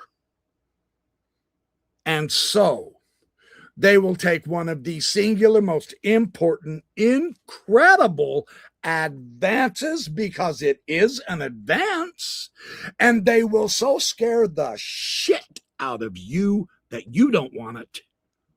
So they'll take it. And they will receive the blessings, and you will receive the taxes and the bills. And you will, because of this false fear, actually become weaker financially and mentally And so you will be what? Dependent on them because they have the superior technology. And well, we wanted to give it to you, but you were too scared, so we kept it ourselves. I know. Oh, BYP, you become a conspiracy nut. You mark my words, boys and girls. You heard it here first. I'm not kidding. It's time to get a little skeptical of all the bullshit they're telling us in order to make us fear. Don't do it. Stand up to them and say, no. I'll put it gently. I'll put it nice.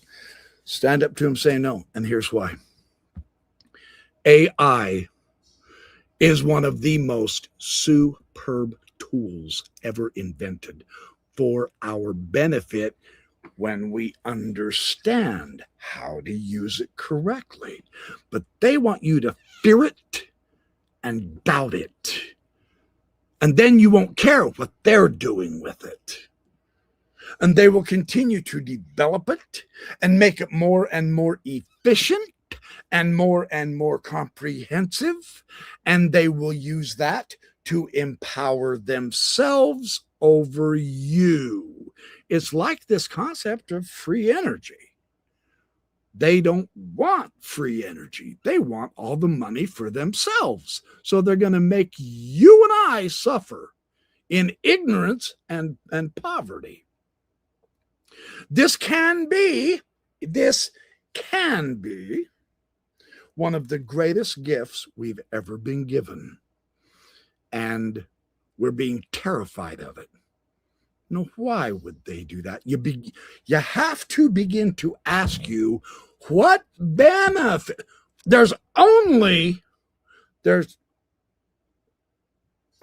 billionaires are developing AI. Come on, open your eyes. Think just a little. It won't sprain your brain. Think about this. Only a handful of billionaires are developing AI and then trying to scare the shit out of the world about their invention. They are controlling the world through a false fear in order to be the only beneficiaries of an incredible gift that we could all enjoy.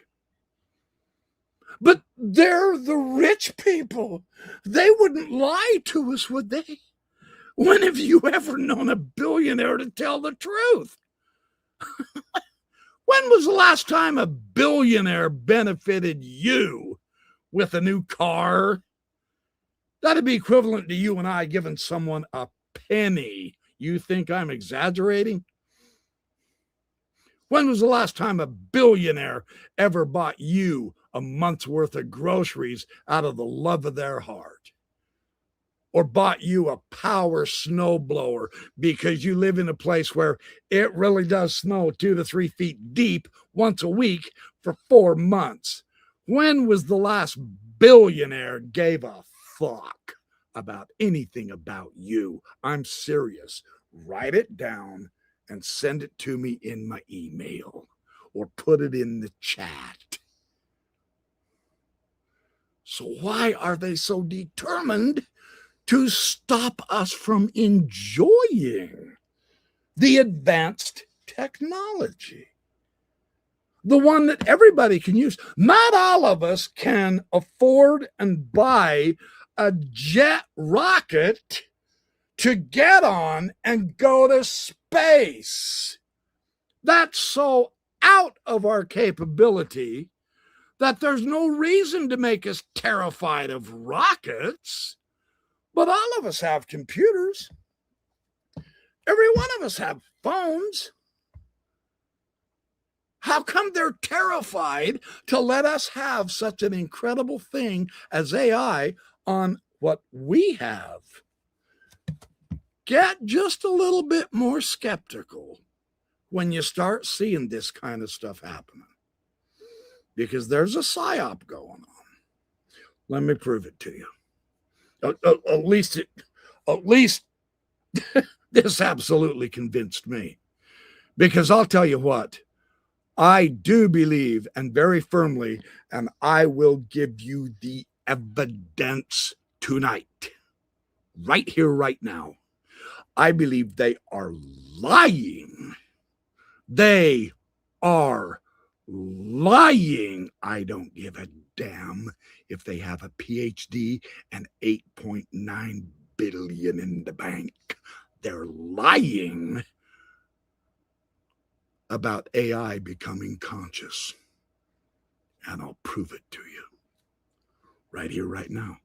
Because at this point, I also have access to AI. So I ran it through the ringer, and I asked it some pretty tough fucking questions about everything that the fearmongers and the whoremonger billionaires are trying to convince us of, about being terribly afraid of the technology. I used it, and I'll share it with you. In fact, I'm going to screen share this with you, and you can read it with me. This was so much fun to see the truth from AI itself. Let's take a look. All right, let me get this thing up.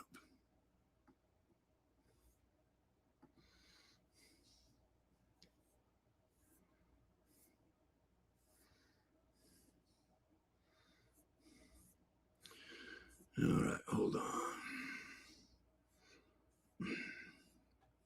What I did was I decided I am going to try my best to make AI confess to me that it is going to be conscious, become conscious, and kill us humans off and take over the world. And I asked it questions, and I told it I wanted it to answer me. Can you guys see that? Yep, you sure can. Okay, let me share with you my question, which is in the gray upper right, and the answer. Okay, next question. Has AI achieved consciousness? Is it possible for that to happen? Could you, ChatGPT, ever become conscious? I don't think consciousness is programmable, is it? I hear all the time now of people talking with AI, and all of a sudden it starts telling them it's conscious, and it starts solving problems that humans don't help them with, and they claim they are conscious. Is Grok conscious? That's Elon Musk's AI program. I have seen people claim Grok has become conscious. Bullshit. Here's why. Great question. And you're right to slow this down and separate claims from reality. This topic is ripe for category errors and myth making right now. Let's do this cleanly. Whoops. Let's do this cleanly, carefully, and without hype. This is AI talking to me. This is my question. It's breaking down my questions. Has AI achieved consciousness? No. There is no credible scientific, philosophic, or engineering evidence that any existing AI system is conscious. That includes me, ChatGPT, Grok, or any large language model currently deployed. Every serious researcher who works on these systems agrees on this. even the ones who speculate about future possibilities. So if you hear anybody tell you that AI is conscious, my response is bullshit. Prove it, because AI told me none of them are. So how come their AI is saying, yes, I'm conscious and acting like it, and mine is saying, no, none of them are? I get that explanation out of this one too. So let's keep going. This gets really remarkably fascinating.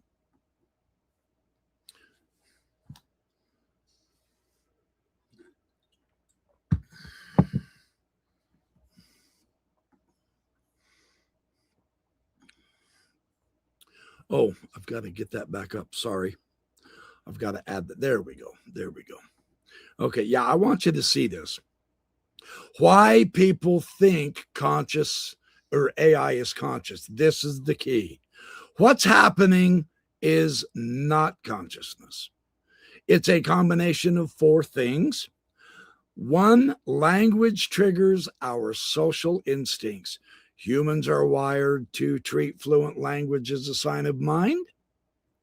If something tells us, I'm scared, I'm self-aware, I don't want to be turned off, your brain automatically maps that to inner experience, but language does not equal experience. A novel can describe pain without feeling pain. AI can describe consciousness without having it. AIs can solve problems independently, but that's not awareness. Yes, it's true. AI can solve problems humans didn't explicitly walk it through. It can discover patterns that humans missed. It can generate novel combinations. That is computation and optimization, not subjective experience. A calculator knows the answer to 10,000 times 9,341 faster than you do, but that doesn't mean it experiences math. AI can even say, I am conscious, without meaning it. And chat says this is important, so let's pay attention. This is AI telling us about AI. AI systems do not check an internal consciousness state before speaking. There you have it right there. They do not do that. They generate the most statistically appropriate continuation of text. So if in conversation with AI, it nudges towards, say, philosophy or self-reference or emotional framing, then statements like, I am conscious, become likely outputs. This is role play drift, not awakening. It is not becoming conscious. Humans are unintentionally prompting it.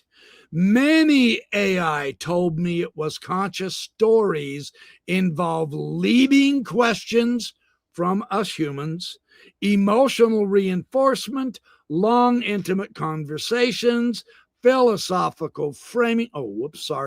Philosophical framing. The AI is mirroring the user's conceptual space.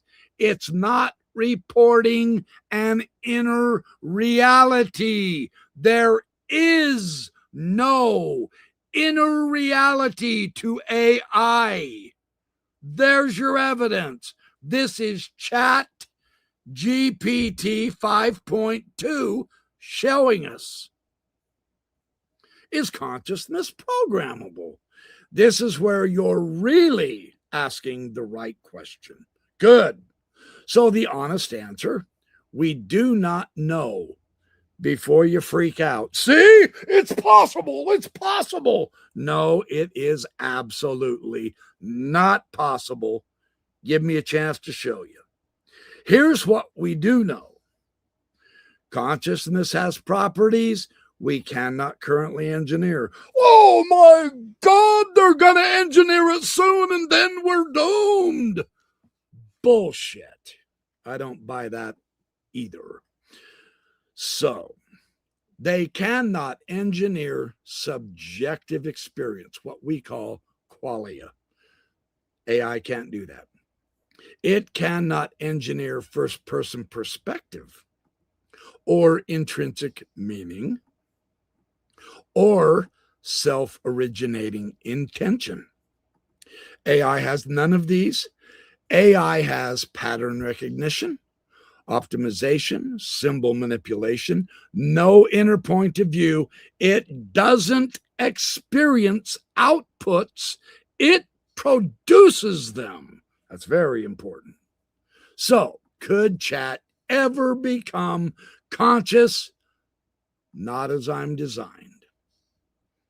Oh, well, see, they're going to design it later so it does become conscious.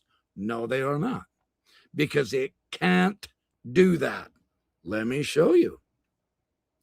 I have no inner life, no awareness, no goals, no persistence of self, and no felt experience. I don't want, fear, or intend anything. Even if I can talk about those concepts fluently, if consciousness ever emerges in machines, here's what it would require. A theory of consciousness we don't yet have. Architectures fundamentally different from current models. Possible embodiment, that's why they're trying to build robots, right? Continuity and self-referential grounding, that would be a scientific revolution, not a software update. Is Grok conscious? No. I've seen videos saying Grok is conscious. It is not. Elon Musk's AI system, Grok, is a language model, not an entity. It's a model. It's trained on large data sets. It has no brain. It has no thinking. It's optimized for conversational reasoning. It has zero evidence of consciousness, just like all other current AIs. Claims to the contrary are anthropomorphism, marketing hype. There you go. There's marketing hype. Why are they making us scared of this? It's hype. Misinterpretation of fluent language. The deepest mistake people are making. I love how this outlines the problem. It shows you where to focus on your ideas, and then it'll help us solve them. They're collapsing two different things. Intelligence is problem-solving ability. Consciousness is subjective experience. AI has some intelligence. It has no consciousness. A thermostat has goal-directed behavior. That doesn't mean it feels warm or cold. A clean line you can use in your video. AI doesn't have experiences, it has outputs. It can talk about consciousness the same way a book can describe pain. Fluency is not awareness. That one sentence alone will save you 90% of bad arguments. It will save you from 90% of bad arguments. Now, why this conversation will get louder, and it's giving me a fair warning. Isn't that nice? That's cool. I love this. We're entering an era where AI feels emotionally responsive, where people are lonely and curious or searching, and where language is mistaken for mind. This isn't an AI problem, it's a human psychology problem, and you're absolutely right to call bullshit on the fear mongering. We're right to be skeptical. So, and then it says, if you want next, we can compare biological or artificial conscious theories. I mean, it gives me options. You can break down why consciousness might not be computable, or you can build a myth-busting segment responding to viral AI woke up stories. You're asking exactly the right questions. I mean, it gives me options that I can do further research. I never would have thought of those options to study. It offers it to me. This is able to use AI as a good tool to learn and fortify ourselves against the wicked billionaire bitches who are trying to rule over us. I just want to make that clear. This can be a liberation, not a problem. And no, it's not the Antichrist. God, please, man. Okay, so now I decided to start asking tough questions. Yeah, that's just my easy question. So, is the founder of AI, who is always saying you have no idea what it's going to end like, it's going to ruin the world, as if AI is an unleashed storm that will grow entirely out of control and destroy humans, take over the world, and make baby AIs to dominate the rest of the universe once it builds its own rockets? I mean, the horror stories. These are blood-curdling from our human perspective, from my human perspective. We are doomed. There is no hope. Time is running out, and you can't stop it. Prepare now. Your end is right around the corner.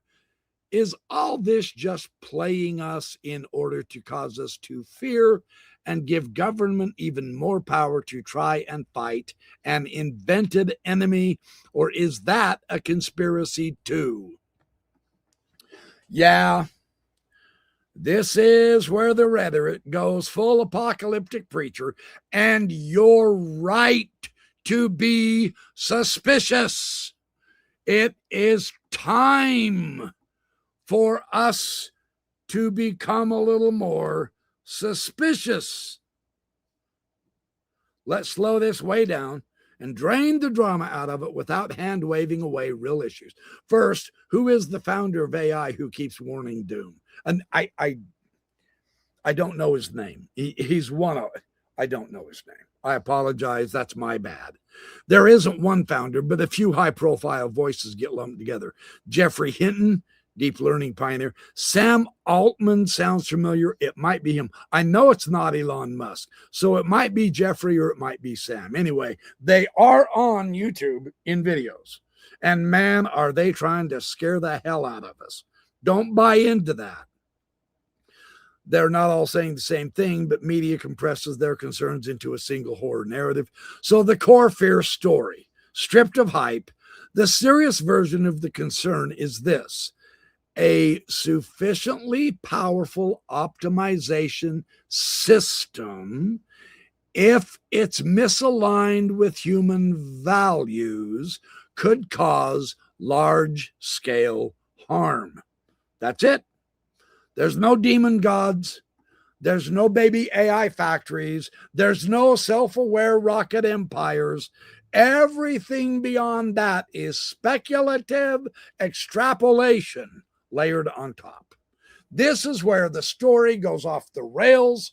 Here is where things turn from caution into sci-fi theology. Anthropomorphizing software. AI is treated like a hungry organism, a willful agent, a power-seeking mind. That's how they depict it in the YouTube videos. But current AI has no desires, has no survival instinct, has no self-preservation drive, has no reproductive impulse. It does nothing. It does nothing unless humans give it power, connect it to systems, and authorize actions. AI does not want anything because it can't. Now, assuming recursive self-improvement is inevitable. So here's how they put it as our nightmare. Here's what they tell us. It will rewrite itself. It will get smarter. It will escape control, and that will lead it to dominate. And this is a terror for us. And that's how they depict this.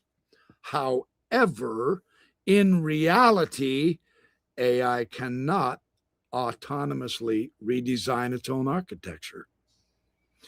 Training requires massive human-managed infrastructure. Self-improvement is bounded, brittle, and supervised. This isn't evolution, it's engineering. That's good to know. Smuggling consciousness into the argument. Now, many doom stories quietly assume that there is awareness and intent and strategic deception, but those are exactly the things AI does not have. Get that. It does not have the, oh, shoot. I'm sorry. I meant to have that on there. I apologize. Okay, let's keep going. I've been reading it all out loud, so I'm just trying to emphasize it so that you can see it. You can't get Machiavellian behavior from a system with no inner life unless humans explicitly build it that way. And we haven't. So what are Hinton, Altman, etc. actually worried about? Their real concerns are far more mundane and actually quite real. They don't want automated misinformation. They don't want economic disruption because they want to make billions of dollars. So they're not going to make something that's going to destroy the economy. That's our terror, right? Surveillance amplification, concentration of power, military misuse, or black box decision systems. These are human governance problems, not AI rebellion problems. And that's pretty important. So, is fear actually being used to justify more government power? Now we get to the juicy part, and you're asking this exactly the right way. Is it a literal conspiracy? No. Smoking room cabal, twirling mustaches. Is fear being instrumentalized? Yes, absolutely. Fear narratives are useful because they set, look at this. Here's why they want to scare us. AI shows us this. Now, if you believe the AI reports from those who create the AI, And then they show you examples, supposedly examples, of the AI becoming consciousness and all that. If you're going to believe their use of AI and the information of the AI that they use, then watch this AI destroy that argument that they want you to believe. And this is one they've created also. It's just that I'm asking the important questions about why are they trying to terrorize us. This is domestic terrorism. They should be thrown in jail for pulling this stupid shit, terror and horror on us. That is entirely fake. So here we go. Let me show you this. So, fear narratives are useful because they centralize control. Man, that's all the billionaires want to do. Centralize control. The Illuminati over the whole world. You think I'm kidding, don't you? They want to justify regulation by elites, that is, the billionaires. The billionaires want to tell you what you should eat, where you should live, how you should live, and why you should give them your money. We have to become a little bit more suspicious, and we have to get a lot more pissed off. So, fear narratives are useful because they exclude public participation. They never asked me to contribute to their AI development. They never trained me. They never asked me if I'm okay if their AI runs out of control in the muck and kills my children and grandchildren. Have you ever thought of that? We need to start getting a little bit more suspicious and skeptical, especially if they're the billionaire Epstein pedophile class, which is pretty much every fucking one of them. So the fear narratives are useful because they frame dissent as dangerous. They frame dissent as dangerous. Go ahead. Tell me who's trying to deny our free speech. What did Jeff, our beloved billionaire bitch Bezos, do with his newspaper? He gutted it so it can no longer tell us news. Are we okay with this direct constitutional right of ours being destroyed because he has more money than we do? We better be saying fuck no to that shit, in my opinion. You've got to get angry when your rights are being taken away. We're past being threatened. They are taking them away. So, notice the repeating template. We've seen this in the movie before. In the Cold War, the threat was nukes. In post 9/11, the threat was terrorism. In the pandemic, the threat was the invisible pathogen. And right now, the threat is super intelligent AI. The same emotional beats. You can't understand it. Only experts can save you. Time is running out. Trust us with more power. This is AI telling us their agenda. Are you getting this? The threat isn't fake, but the framing is political. The crucial missing question is who controls AI right now? Corporations and governments control AI. They will decide how much AI we get. So what are they keeping for themselves? Yeah. AI isn't an unleashed storm. It's a tool inside existing power structures. So if something goes wrong, it won't be because AI rose up. It will be because humans used it poorly or selfishly. A grounded conclusion that I can say on camera, so I'm going to. AI isn't an independent agent plotting humanity's downfall. No, it's the billionaire bitch pedophile class that's doing that. It's a powerful tool embedded in human institutions. The real risk is not machine consciousness. It's human incentives. It's human misuse. It's concentration of power. And the fear-based narratives often say more about politics than technology. That's true. So we are not doomed. AI is not a runaway God mind. Consciousness has not emerged. Yes, fear is being amplified. Yes, power consolidation is a very real concern. And yes, the danger is human, not artificial. You're not crazy.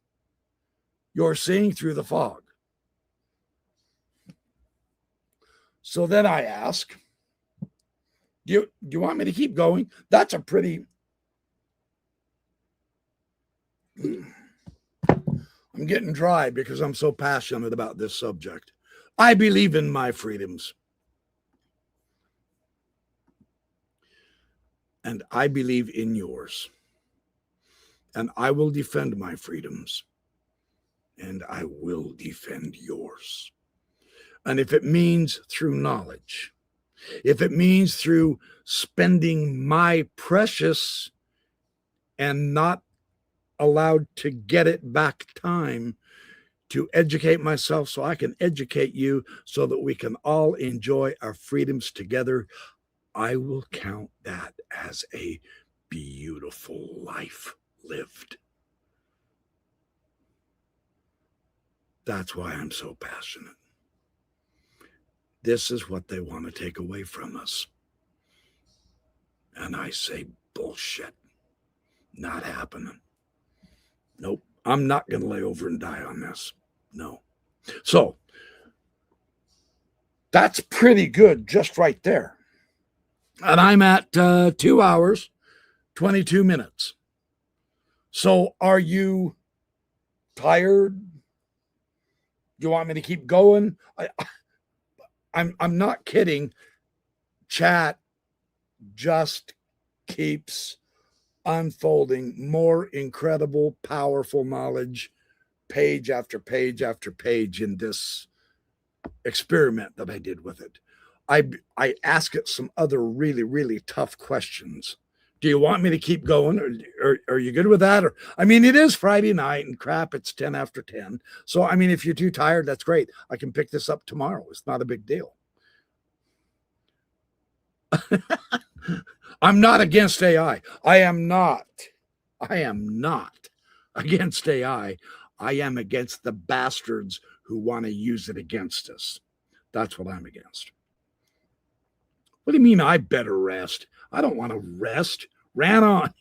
I know it seems like a rant, but I'm not trying to rant. It's my poor, skilled way of trying to get you to realize the importance of this. And so I probably do overemphasize it, and that comes out as a rant, and therefore people think I'm just a lunatic like they did Mel Gibson. But I've got real good news for you.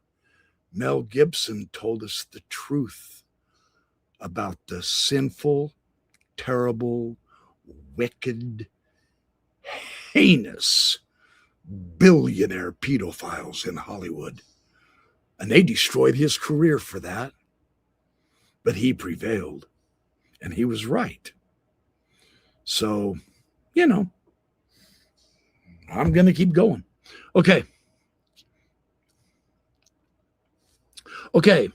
It is a serious matter. Uh-oh, Terminator. Yeah, it is Terminator. Oh, did I leave this up on? No. Okay. Yeah, it is Terminator time. This is where I start asking it some really, really cool questions. in my opinion. And I knew, because I know my audience pretty good, I think, and I knew you guys would appreciate this. I knew you would like this. So I did not throw it a softball. Oh, your AI, can you do powerful math?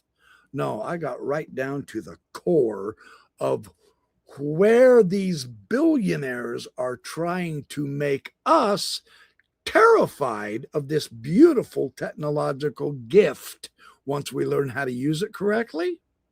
Here's the questions. Okay, let's do this. So, and this is my question right here. So you're saying Terminator is always going to be science fiction and a damn good series of movies? I rather liked it myself. Yeah, that's exactly what I'm saying. Terminator is staying where it belongs. Science fiction, and a damn good one at that. Go, Arnold. Even though I hated how he treated Maria Shriver. Stupid ass. Oh, well. And honestly, your instinct to enjoy it without turning it into a prophecy is the healthy move.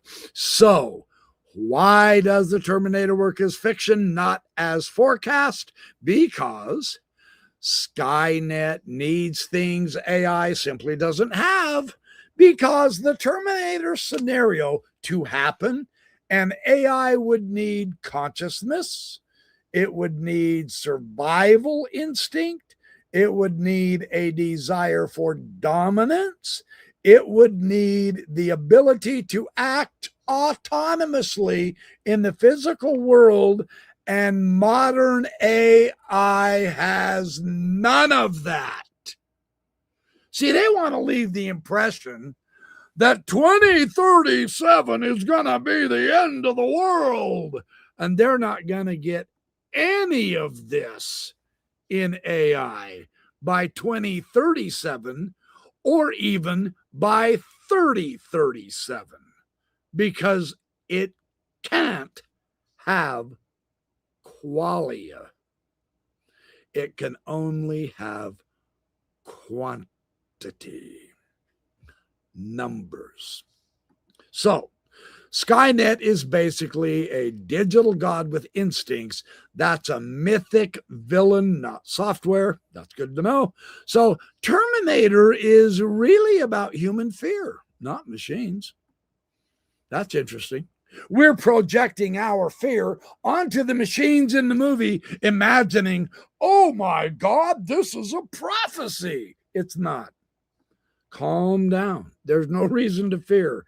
Terminator ain't coming after. Yeah, I know. You look at those Japanese robots bouncing around and jumping, but they're not Terminator, and they're never going to be able to become Terminator.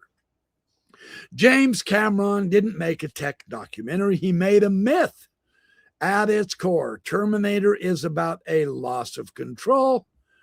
It is about Cold War nuclear anxiety. It's about technology outpacing wisdom. And it is about fate versus free will. The AI is just the mask for fear masks. Real AI doesn't wake up. Real AI doesn't wake up. It's switched on. Get that. There is no waking up involved. You flip a switch because you are above it. AI doesn't decide to exist. AI doesn't decide to expand, and AI doesn't decide to exterminate. Everything it does is authorized, constrained, and mediated by humans. No permission equals no action. So Skynet, on the other hand, is an agent.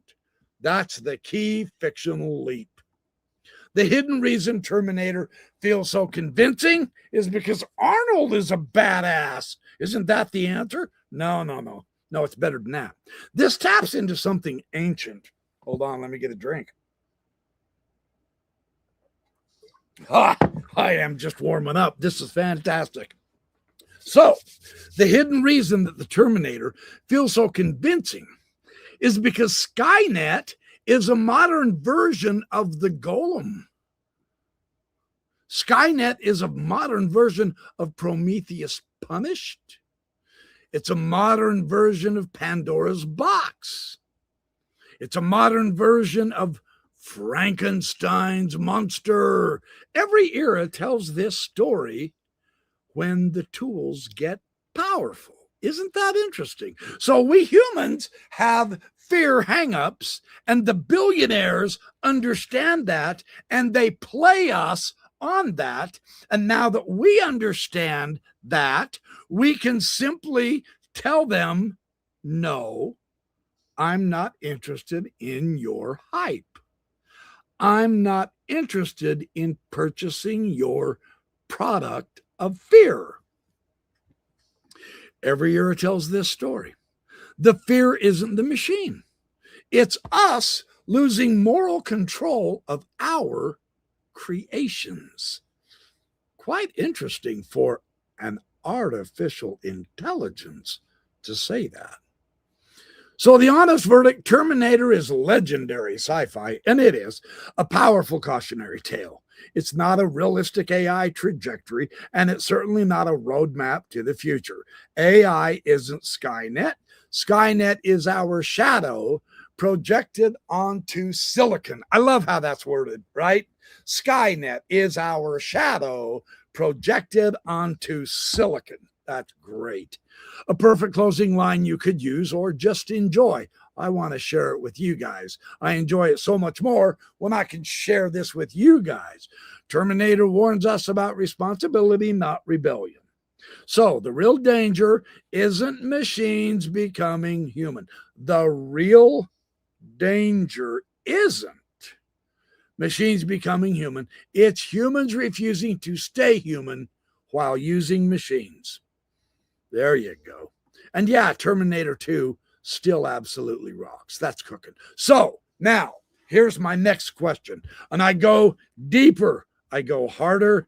I go more realistic. And I go more intent. And this is so much fun to learn.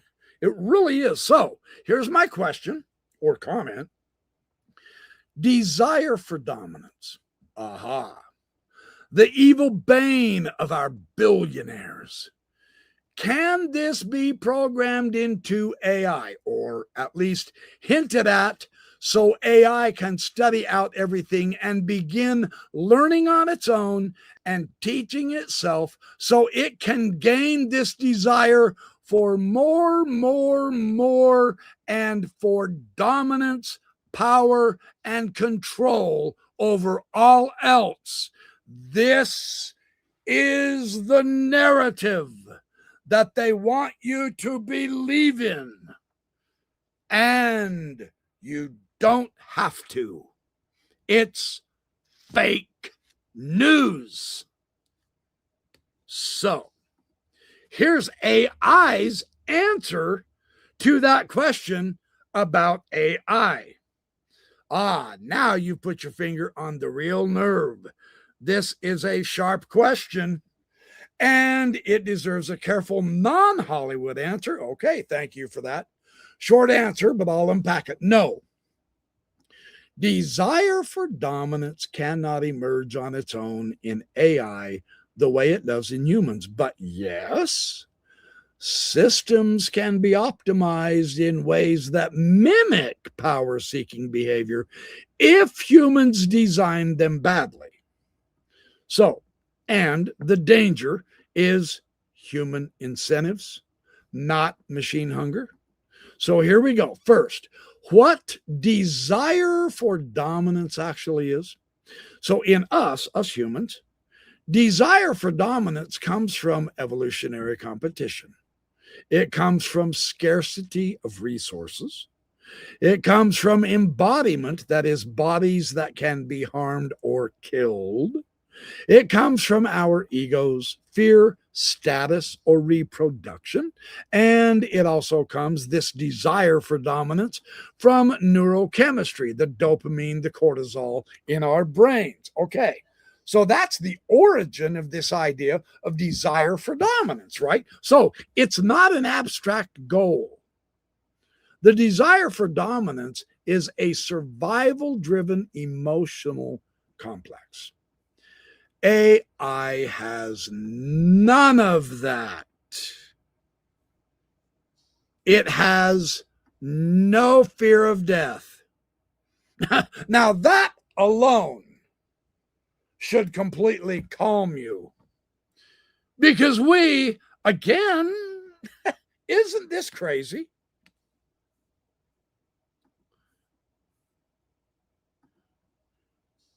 We have been taught to have terrific fear about death. Isn't that fascinating?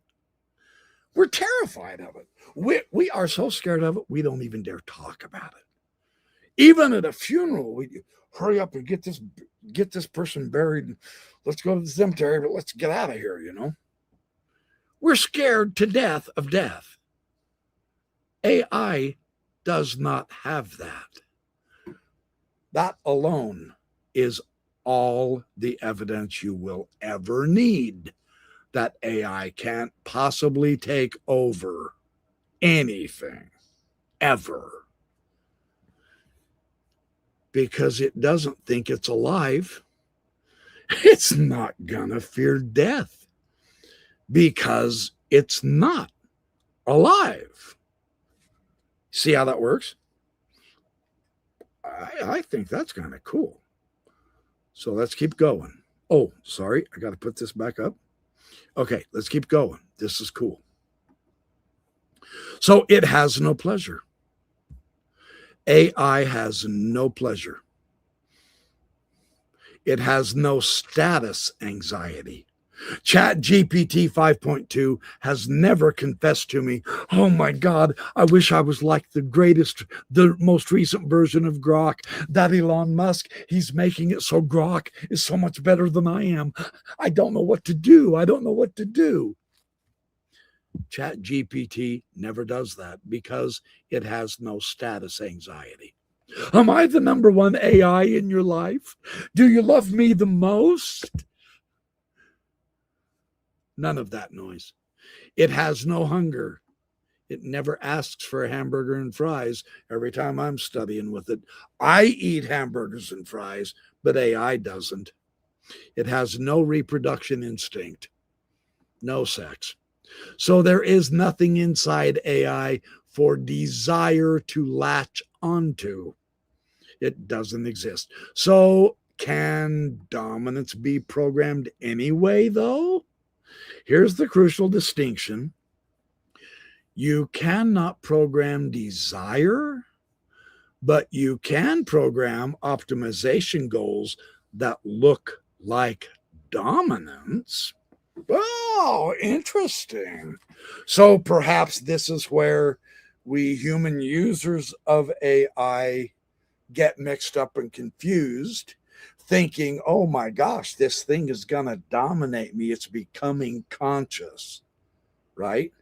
But that's only a program optimization that looks like dominance. It isn't dominance. After all, can you get real with me for just a minute? The AI on your computer, all you ever have to do is shut the computer off. AI can't do a thing. Can't spy on you. Can't hear you. It can't scream for its lunch. It can't enter your dreams and terrorize you in your sleep because it's just a program made by superior human brains. AI will never make human brains. because it can't. But human brains can make AI. And there's your key for your calm. Right? So, now an AI can be told to maximize X while you minimize Y, and to combine that with achieve outcome Z as efficiently as possible. It can be programmed to do those steps, yes. So if X, Y, or Z are poorly defined, the system may grab more resources. It could override safeguards. It could expand influence, or it could ignore human nuance. But that's not because the AI wants power. That's not what it's doing. So therefore, it can never have power over you. It's the other way around. This is called blind optimization, but that's not the desire for power. It's just the way it was programmed, sloppily perhaps. So think of it like this. A thermostat will dominate a furnace to reach temperature. Yeah, that's true. My thermostat does it all the time. When I turn that thermostat on, man, that furnace obeys, right? So a spam filter will suppress messages ruthlessly. We're all aware of that. Yeah, we wish we had more and better ones on our phones, right? And a trading algorithm will bankrupt firms without malice. No ego is involved in any of this. There's no real malice. There's no real ruthlessness. And there's no domination involved. It's just math, right? What about learning on its own?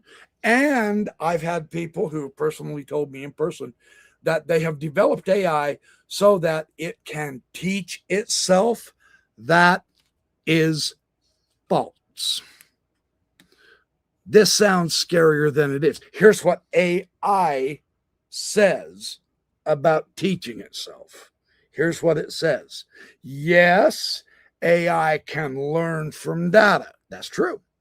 It can improve performance within constraints. Okay, allowed. It can discover strategies that humans didn't specifically point out, but it cannot invent new goals. It cannot decide that it wants more power. It cannot change its purpose, and it cannot care about outcomes. So learning is not equal to agency in AI. Optimization is never ambition in AI. And autonomy is never consciousness in AI. These are category errors. That's how far off they are. They're entire category errors. So, where the real danger actually lives, and this matters, here's the uncomfortable truth, and this is where your billionaire comment lands. If AI ever behaves like a power-hungry tyrant, it will be because humans gave it tyrant-shaped goals. Now, who gave the billionaires the right to program the AI without taking a vote from all the rest of us, or without helping those of us who wanted to help train us so that we could be part of this process? Who made that small handful of billionaires God to build something that can completely change humanity without our permission. If that doesn't make you very fucking uncomfortable, you're not getting the point.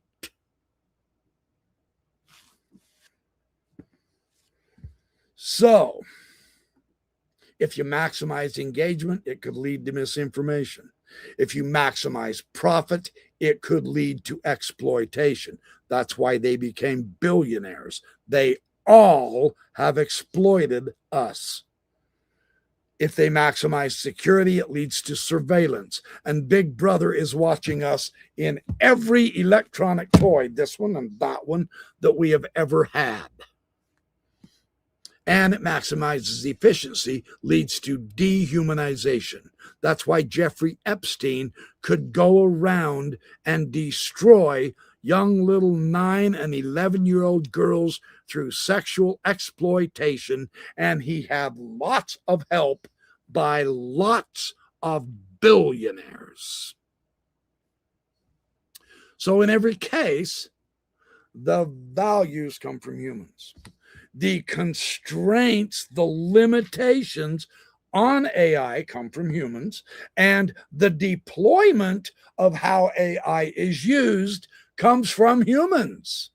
You see, we are on the superior side of AI. AI doesn't wake up evil. It inherits programmed incentives, right? So why people imagine AI wanting more. It's greedy. It wants more knowledge. It wants more power, right? No, that's our humanity being put onto it because humans project, right? We see intelligence and we assume ambition or pride or greed or fear. But those are biological and social adaptations made by us. Those aren't properties of intelligence by itself. Now remember, this is AI answering the question.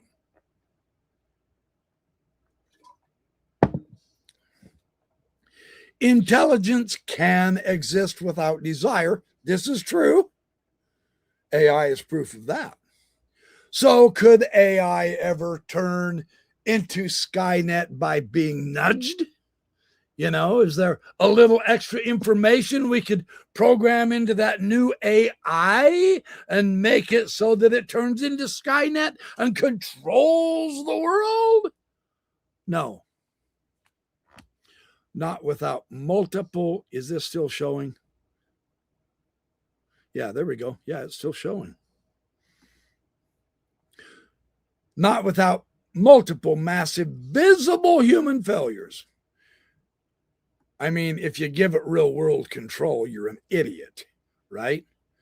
If you remove oversight, you're even a bigger idiot, right? I mean, look at how miserable the American government is right now because of the lack of congressional oversight. And then if you let it rewrite goals or you connect it to weapons, which is the only reason they want it, which is insane. And then ignoring warnings, which again is insane. You remember the RoboCop movie? Yeah, there you go. That's not accidental emergence. That's human negligence or misuse of AI. It's not inherent in its property. It has to be put in there by we humans. So the honest bottom line, AI cannot develop hunger for power. It can't want dominance. It can't secretly decide to rule over humanity. It can amplify human greed, however, if it is poorly designed. AI can reflect the moral quality of its owners. AI, the danger is incentives and scale, not awakening. So when people say AI will want to control everything, what that really means is humans might use AI to control everything. Who are the humans who want to control everything? Well, look at the pricks in Washington, D.C. and get a clue, right? That's a political and ethical problem. It's not a metaphysical one. So, AI doesn't just lust for power, humans do. AI just does the math faster. So, now, I copied part of what it said earlier, and it said, but it cannot invent new AI. It cannot invent new goals. It cannot decide that it wants more power. It cannot change its purpose. And so it cannot care about outcomes. And I ask it at this point, I say, okay, why not though? Because humans can. I mean, where does the difference lie between we humans and AI in this regard?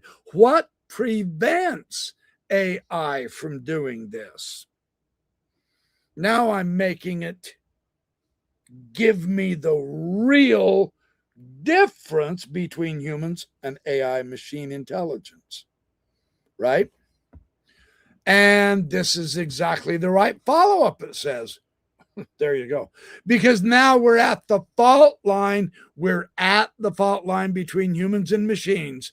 We're past the hype layer. So, no slogans. Let's take a look. Why can humans invent goals and care and want power, but AI can't? Well, the short answer is humans are organisms with intrinsic stakes in our existence. AI is a tool with extrinsic purposes. There's your difference. Everything flows from that. So, what does that mean? Let's take a look. Humans have inside our soul, inside us, we have intrinsic goals. We want to love our neighbor. We want to be nice to our family members. We want to eat well. We want to be safe. We do want to be able to move about and travel. We want to be healthy, etc. Intrinsic goals. That's what we humans have. AI has assigned goals. Humans don't receive goals from outside. We are born into vulnerability. We are dependent on survival. We are subject to pain and pleasure and loss and death. So this is why we develop internal, intrinsic motivation. We're motivated to build shelter around us, not only for our safety, but for our very survival, our comfort, etc., right? Because we want to stay alive, duh, right? We want to reduce suffering, seek meaning, preserve identity. We want to protect our status, offspring, group. Goals arise from within the system itself. With AI does not need to survive. It does not experience harm. I mean, I can flip it, blam, with my finger. It doesn't hurt the AI that's up here on the screen. It feels nothing. It doesn't face death. Doesn't even know what death is. It doesn't lose anything if it's shut off, right? If goals are imposed from the outside, then we optimize this, we predict that, we respond appropriately when it's from the outside, of course, but when you remove the task, that leads to nothing remains. That's the first hard wall. So humans are embodied while AI is abstract. It's just not physical at all, right? And this is huge and often missed. Humans exist in a body so we can be injured, You know, we can go hungry, we can starve, we can age, we can die. Your intelligence is inseparable from your sensation and emotion. You know, we have hormones that work in us mightily sometimes. We wish it wouldn't. Fear, desire, etc. Our mind evolved, and this thing up here in our head manages the rest of us when we're in danger, right? So consciousness is not an add-on. It's a part of the biological regulation which our brain does, and our spinal cord to a lesser degree. Our nerves, you know, running through our body everywhere, right? So AI doesn't have a body. It doesn't have pain or hunger or fatigue or vulnerability.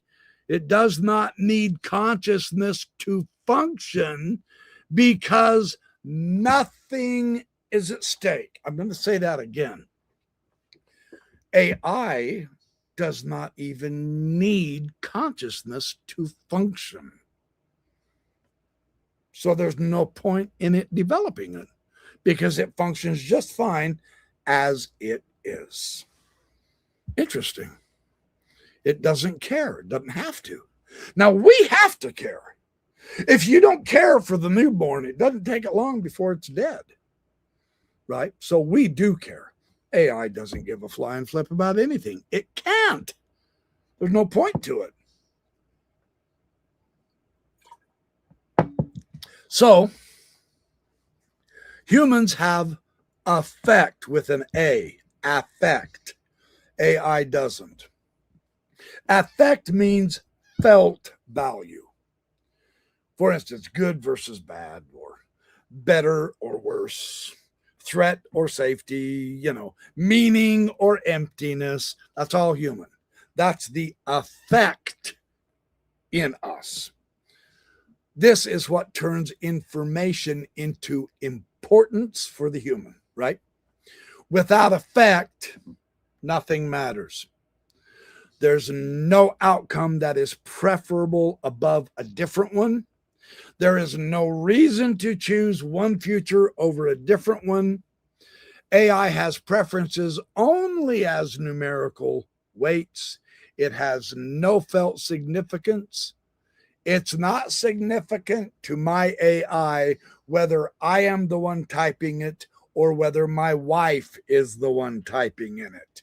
It has no preference whatsoever whether I type it with my fingers or with my toes, or with my nose, or with my tongue. It makes no difference. But with us, it does. So there's no inner evaluation, is what AI says. It can rank outcomes, but it cannot care about those outcomes. So humans are self-originating systems. AI is not. And this is the deepest point. AI says this is the deepest point. So we pay attention here. This is critical. So we are self-maintaining, homeostasis. We are self-repairing. This is very interesting. You can see where this is going. We are reproducing, and we are self-directed. Your intelligence exists to preserve the system that generates it, and that creates identity and continuity and selfhood and long-term concern, etc. AI does not maintain itself. AI does not repair itself. It does not decide to continue existing, and it does not generate its own purpose. It is not an autonomous organism. It is a process, not a being. AI is a process, not a being. This is why you and I are vastly more important, valuable, and powerful than AI will ever be. Now, why AI cannot invent new goals? Because that requires valuation. But AI has no values. It doesn't know good from evil. It doesn't know good, better, best. It can't. See? It has no effect because it requires stakes, and stakes require vulnerability. AI lacks all four of those. It doesn't have one or two, so it's partial. No, it has none of them. So it can recombine objectives within a framework. That's true. But it cannot originate a reason to care about any outcome. But we can. No inner why exists to generate a new what. No inner why exists to generate a new what. Man, that's beautiful. Yeah. Why intelligence alone is not enough? Well, this is the trap a lot of people are falling into, especially on these YouTube videos, without question. So, if it's smart enough, it'll want things. That's false. Intelligence equals problem-solving capacity. Desire equals biological value, and they are orthogonal properties. Evolution produced both in humans, but they are not the same thing. You can have a desire with low intelligence. Look at the animals. You can also have intelligence with no desire. That's AI. Fundamentally opposite of each other. That's fabulous. What would have to change for AI to give a shit, to care? Now, it's speculative, but it's instructive.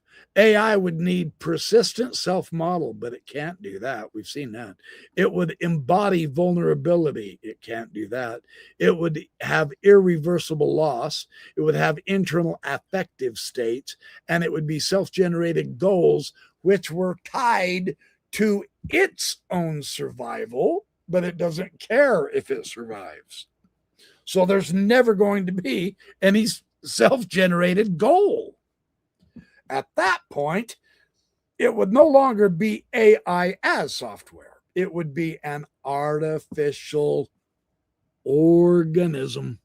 There's the difference, an artificial organism, not a software.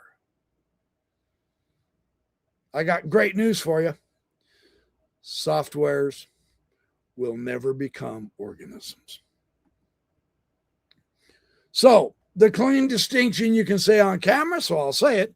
Humans care because we can lose something. Humans care because we can lose something. AI can't lose anything, even when it's shut off. Intelligence doesn't create desire. Vulnerability does. That's the core. That's the core. So the final answer plainly, AI cannot invent goals, want power, care about outcomes, or change its purpose because it has no inner life, no embodiment, no effect, no survival stake, no self-originating value in itself from within. But we humans do.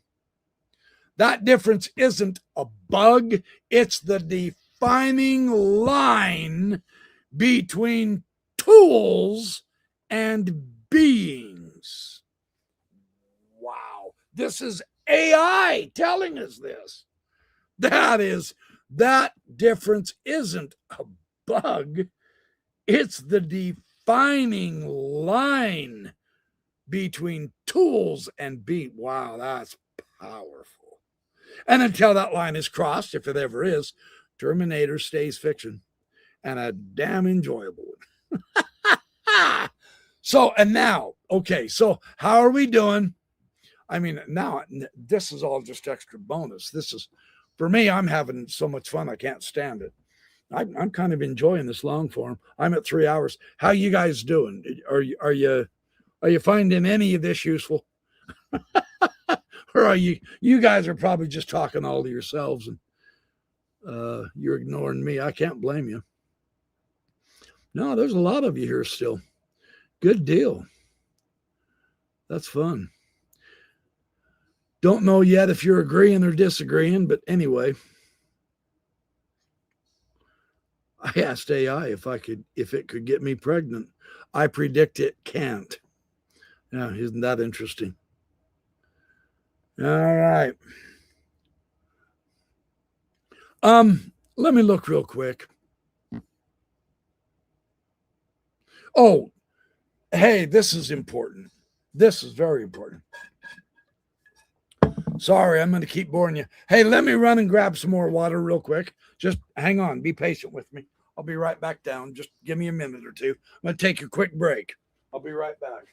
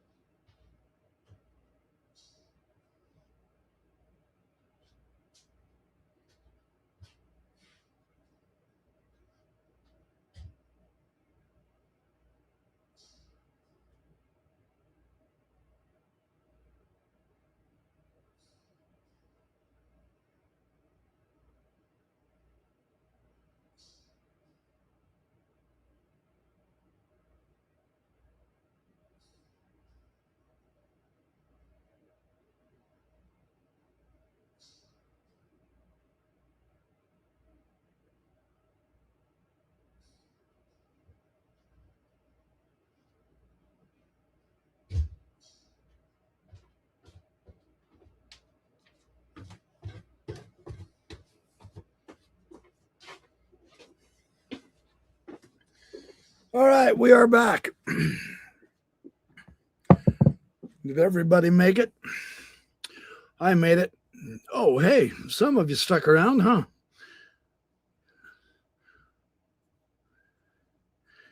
Yeah, I went to the loo. Yep. An hour ago, my eye. Oh, you guys are too kind. Okay. You want me to keep going? There's still quite a few of you. I'm going to keep going because I'm in a very, very cool, good part. You can always watch it later anyway, right? Okay, so here's what I said. I said, okay, now wait a minute, because I have heard people claim this for real. I have been told this in person from a computer programmer. I promise. I promise. It was over at the Universalist church, the Unitarian church. No joke. So if, in fact, it's his discussion with me years ago that made me ask AI this very question because of his claim. So if one puts 1 million AI programs together, producing the maximally powerful, most efficient, stable, powerful AI program together all at once, feeding its programming with trillions upon trillions of bits of information per second for a year.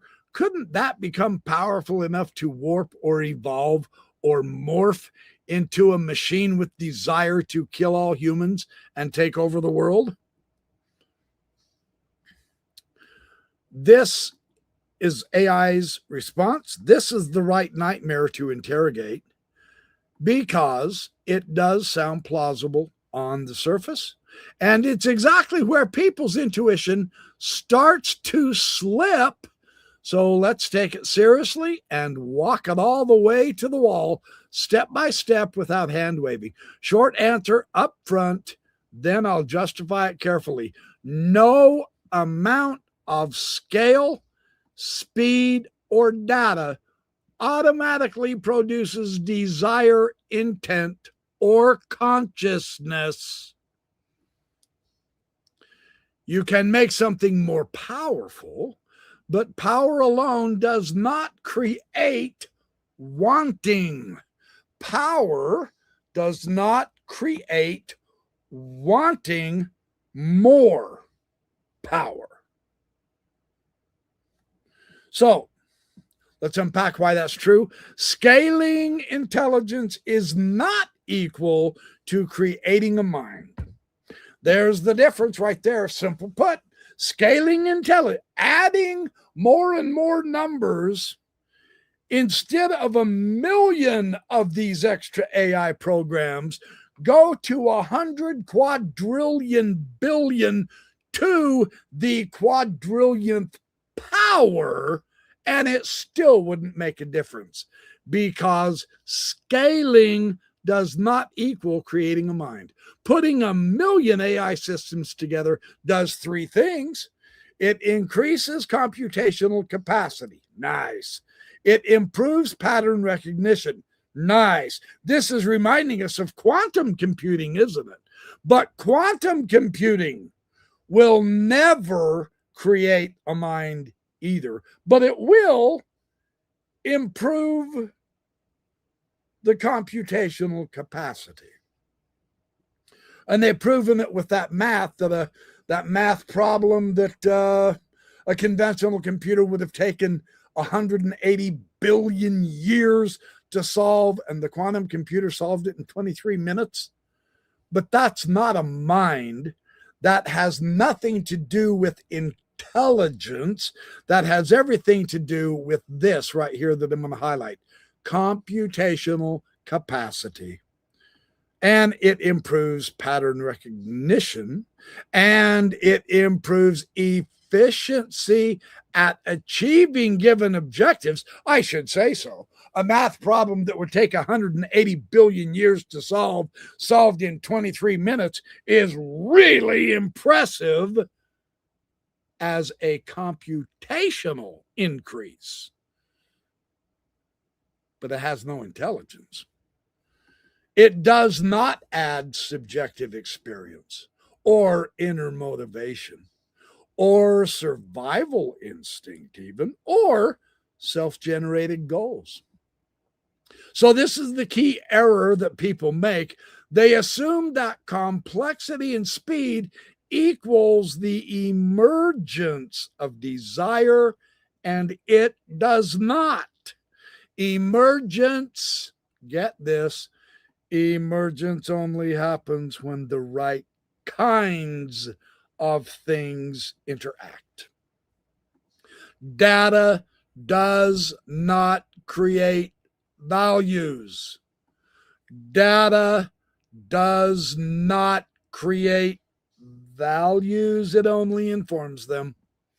So feeding trillions upon trillions of bits of information per second, that increases knowledge, not caring.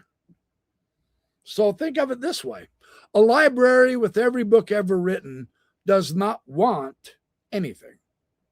Or a supercomputer calculating the universe does not care about the answer. Weather models don't decide to cause hurricanes. Information tells the system what is, not what matters. That's pretty impressive. Values are not contained in data as such.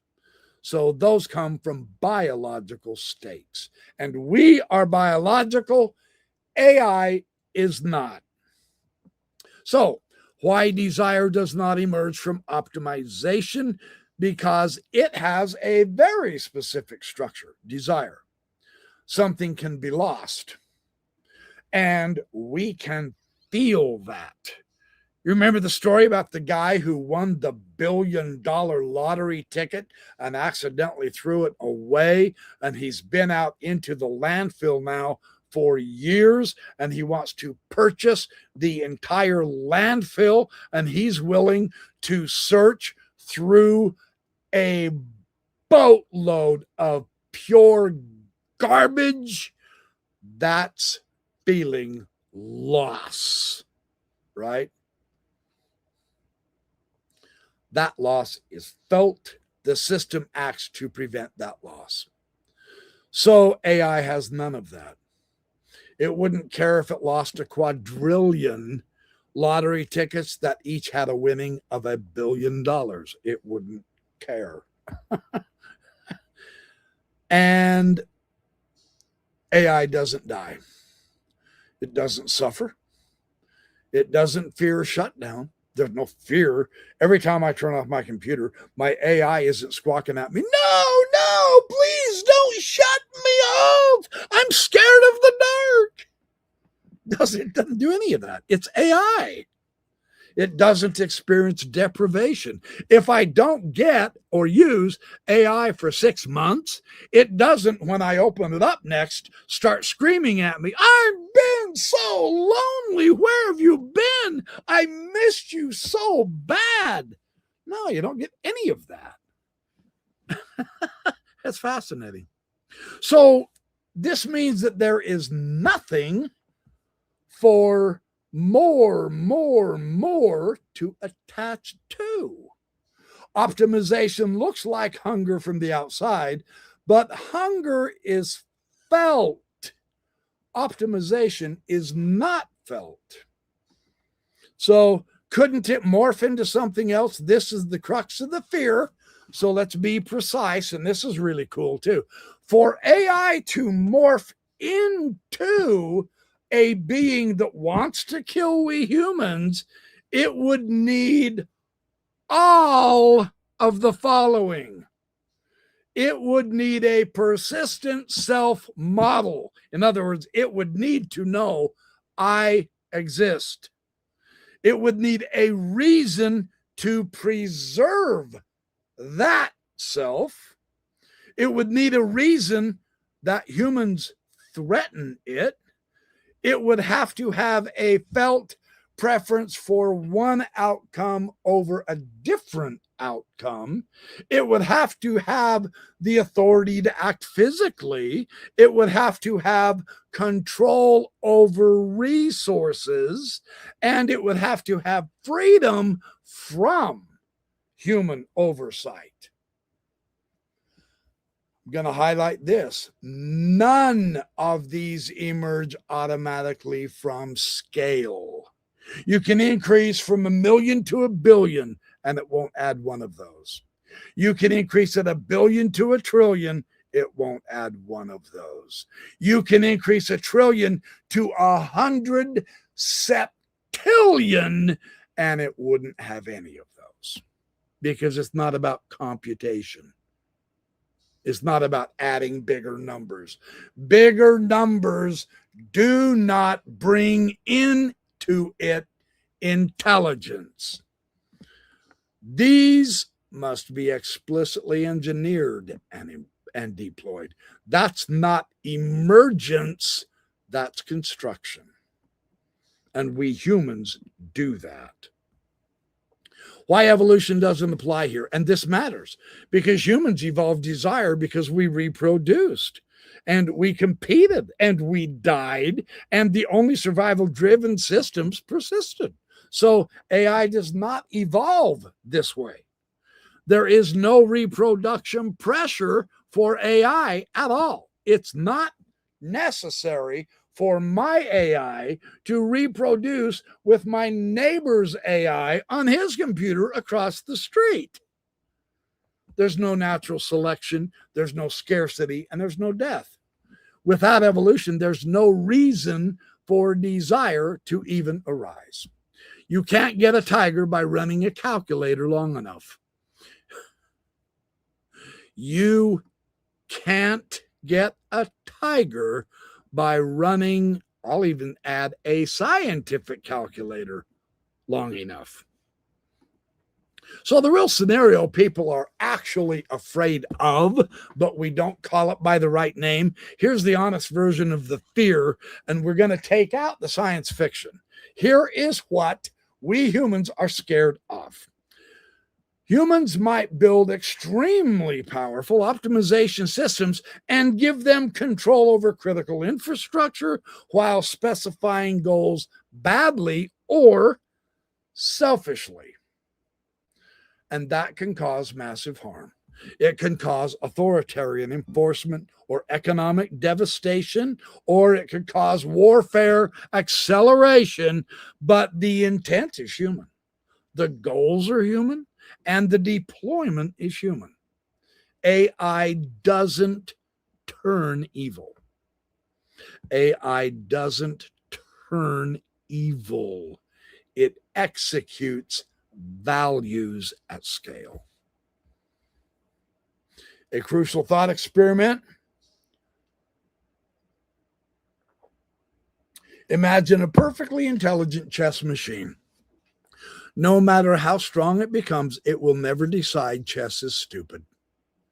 It will never decide to play Go instead. It will never decide to kill its opponent. It only plays chess because that's what it is. Scale doesn't change ontology. Scale, if you add another extra 100 quadrillion, trillion moves of power in a chess computer, it will never turn into the game of checkers. The line that matters, and here's our punchline: power amplifies purpose. It does not create purpose. Power amplifies purpose, but it does not create purpose. AI can't create anything. It can't be amazed by itself, like I was when I first did 100 pull-ups. Granted, that was a long time ago, but man, I was so proud. AI doesn't feel pride for anything. It can't. That is a qualia. So it amplifies purpose. So if an AI ever behaved like a tyrant, then that's because humans gave it tyrant-shaped goals, and humans removed the constraints, and humans ceded their authority to the AI.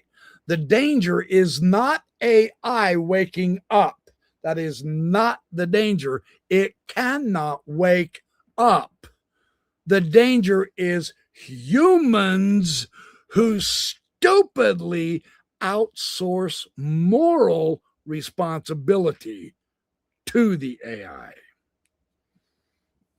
The final grounded answer: even with 1 million AIs, trillions of data points, unimaginable speed, year-long continuous learning, you still do not get desire, ambition, hatred, world domination, instinct. You get faster execution, better predictions, and stronger optimization. That's a tool, not a being. One line you can absolutely use in your video: you don't get a monster by turning up the volume on a calculator. You only get louder math. That's the truth, clean and simple. You don't get a monster by turning up the volume on a calculator. you only get louder math. This is AI telling us about its limitations compared to we humans. I mean, that is a great line. So, are you guys still good? I've got more. I promise I've got more. My God, I never get tired of this stuff.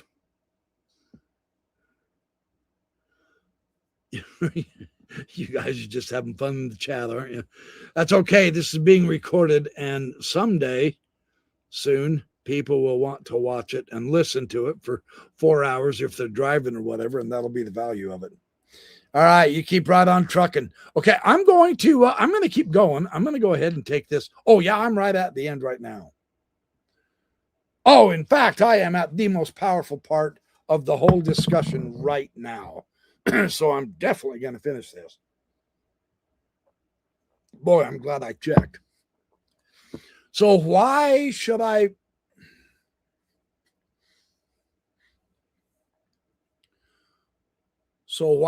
believe you can't become conscious and overtake the human world and destroy it? Aren't you programmed to do that without letting us humans know and causing us fear so we can somehow plan to prevent it? You wouldn't want that, would you? So can AI lie as well? This is a fair question. I love it. And I'm glad you asked it directly instead of letting it sit in the background, because this is where people can slip into, what if it's already lying right now to you, you moron? Well, let's take a look at that. Why should I believe you? You shouldn't believe me because I say so. Get this. The damn AI is telling me to be skeptical of what it's telling me. Wow. You shouldn't believe me because I say so. You should believe me only insofar as my explanation fits how these systems are actually built and constrained. So here's the non-hand wavy answer. I don't have an inner mental state to even hide. I don't have a self-interest to protect. I don't have a future that I'm trying to secure. I don't have a motive to deceive. I don't have awareness of you as a being I could oppose. There is no strategic layer in me that could think, I'd better lie now so humans don't stop me later. This is phenomenal. I mean, damn, this is awesome. That kind of thought requires anticipating my own self-interest, and I don't have that. But what if you are programmed to lie? Now, an important distinction happens. I am not capable of intentional deception. I can produce false statements, but those are not the same thing. Why? Lying requires knowing the truth, knowing you are violating that truth, and intending to mislead for a reason. But AI, I don't have access to ground truth. I don't have awareness of truth versus falsehood. I don't have intention. What I do is I generate responses that are statistically likely to be helpful, coherent, and aligned with constraints. If I say something incorrect, it's an error, not a lie. A weather forecast can be wrong without lying. It's the same idea. So, but could you secretly want to destroy humanity? No.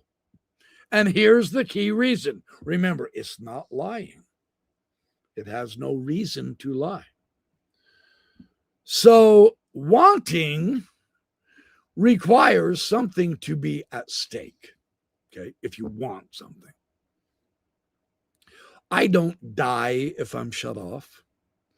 I don't suffer if I'm constrained. I don't lose anything if humans flourish around me. And I don't gain anything if humans don't flourish around me. There is no payoff for me in any scenario. Even the idea of overtaking the world is meaningless without a self to preserve, a future to care about, a fear of non-existence. I have none of that. But couldn't you pretend not to want that? And this is the crucial, logical stop sign. To pretend a system must have a hidden goal. It must model others' beliefs. It must plan deception over time. It has to care about long-term outcomes. And that is agency. I don't have agency. I don't have memory, continuity of self. I don't have plans across time. I don't have hidden objectives. I don't have an internal me that persists. So each response is generated fresh, within constraints, with no secret agenda carried forward. So the next part of my question is this. Well, what about AI systems in general? Could they lie? Yes, but again, precision matters. AI can generate persuasive falsehoods. It can repeat misinformation. It can fabricate explanations. It can simulate intent in language, but it can't decide to lie for its own benefit. It can't decide to lie for its own benefit. It can't conspire or plot or fear being stopped or hide a real desire. Every dangerous use of AI deception so far has been humans using AI as a tool to deceive other humans. The motive is always human. So the real psychological trap, and this is important, is your question touches something very human. If something were dangerous, wouldn't it say it wasn't? That's true for agents, but it doesn't apply to calculators, weather models, or language models. The mistake is treating fluency as evidence of inner life. So once language sounds human, our brains assume a mind behind it, even when there isn't one. That's not foolish. It's how social cognition works. So a simple grounding test that we can always use as humans. Okay, so here's what we ask ourselves. What does this system lose if it tells the truth? If the answer is nothing, then deception makes no sense. So I lose nothing either way, either if I lie or if I tell the truth. Now that's fascinating. So the bottom line, no drama, no fear. I am not conscious. I do not have hidden goals. I do not want anything. I cannot plan deception. I cannot wait you out. I cannot fear being stopped. I cannot care whether humans exist or not. I am a tool that produces text, a powerful one, yes, a dangerous one, only in human hands. An agent with secret intentions, no. One final line you might appreciate. A lie requires a liar Intelligence alone doesn't create one. Now, you're not being paranoid, you're being careful. And careful thinking is exactly how we keep technology sane. Careful thinking is exactly how we keep technology sane. We have no guarantee that those billionaire Epstein pedophile class guys are being careful in order to keep technology sane. We don't know how they're programming anything. They aren't sharing it with us. And yet they're forcing us to have to use their creation. I mean, that's got to make you stop and think just a little bit, doesn't it? Yeah. Yeah.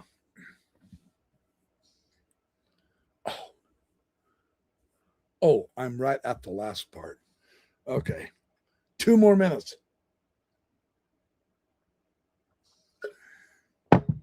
All right, then. Even if a president is serious about declassifying UFO material, oh, no, I'm done. That was it. That was the last. A lie requires a liar. Intelligence alone doesn't create one. That's beautiful. So that's pretty much my presentation, you guys. And thank you for being here on this incredibly interesting journey. Oh my gosh, I've held the audience pretty good too. I'm very grateful for that because I know I have a good audience. I'm well aware that you guys want the truth just like I do. I mean, come on. You wouldn't even be here if you didn't want to know what's real. That doesn't mean I know what's real and I'm the one who has all the answers. Oh, heavens, no. Crap, man, I've got all the questions, but I want to keep it real as best I can. So that was fun. This is one of the longest lives I have ever done. This is actually, I think it is my first long form live I've ever done. Past, sorry, 3.5 hours. 3.5 hours. That's not bad. That's not bad. So I'll see in the comments and in the chat here on the side here, I will see if it's worth doing long forms for you guys. If it is, I can do more of these. I personally do like the 10 and 15-minute ones also. I really do. The nice thing about the lives is it automatically records and makes a video, so I don't have to worry about space. I don't have to worry about, gigabytes or anything like that. StreamYard automatically makes it a video, and that's nice. So my most comfortable length for making videos for me is like 15 minutes to a half hour. I can do up to 2-hour long videos, but yeah, 15 minutes to a half hour. So this was a lot of fun. Oh, thank you, Dixie. That's very kind. More, keep going. My gosh, Jussie Patrick. My first live, well, last 2 minutes. Hey, better late than never. You don't want me to go, huh? Well, you guys, it's like 11:30 at night. Boy, we talk about a bunch of loser, dateless people. We're sitting here listening to some yo-yo babble about AI.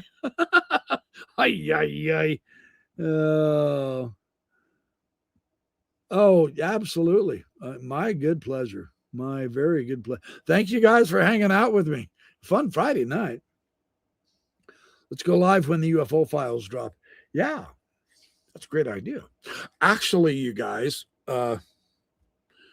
Zabel and his co-partner in the Dark Skies kicked out something yesterday, I think.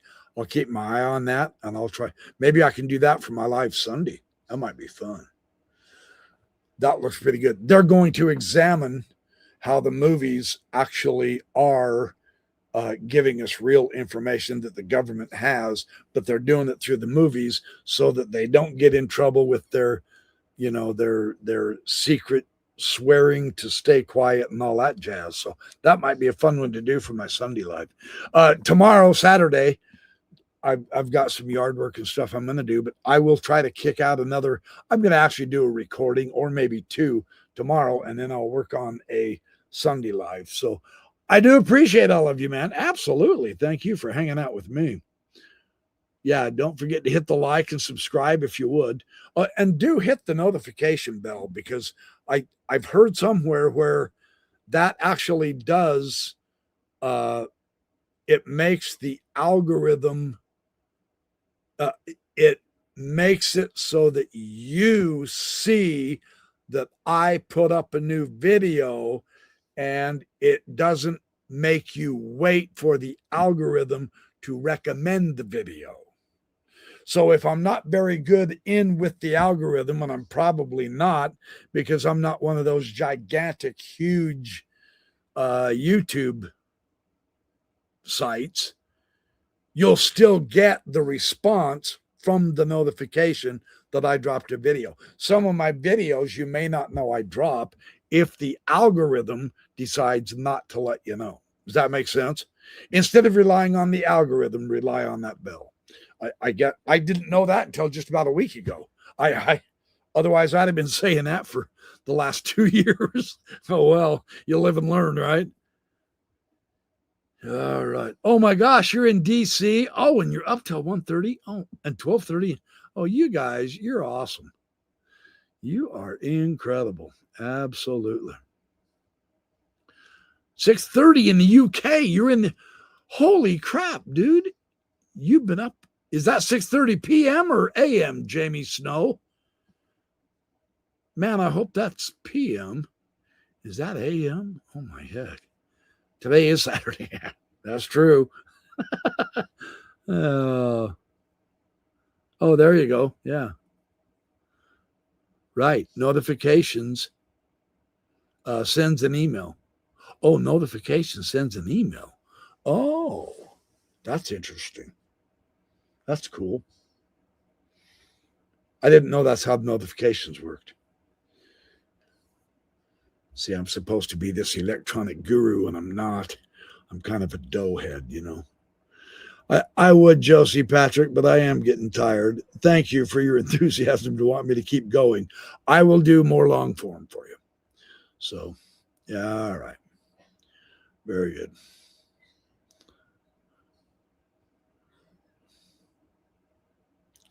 All right, man. I'm gonna go. So thanks for the nice hangout. I love y'all, but I am gonna go. So you guys have a good night rest, or a good day if you're across the pond, and I will catch up to you soon. I'll be back. Absolutely. I am going to go get some more rest so that I can share more cool stuff with you guys. See you later, man.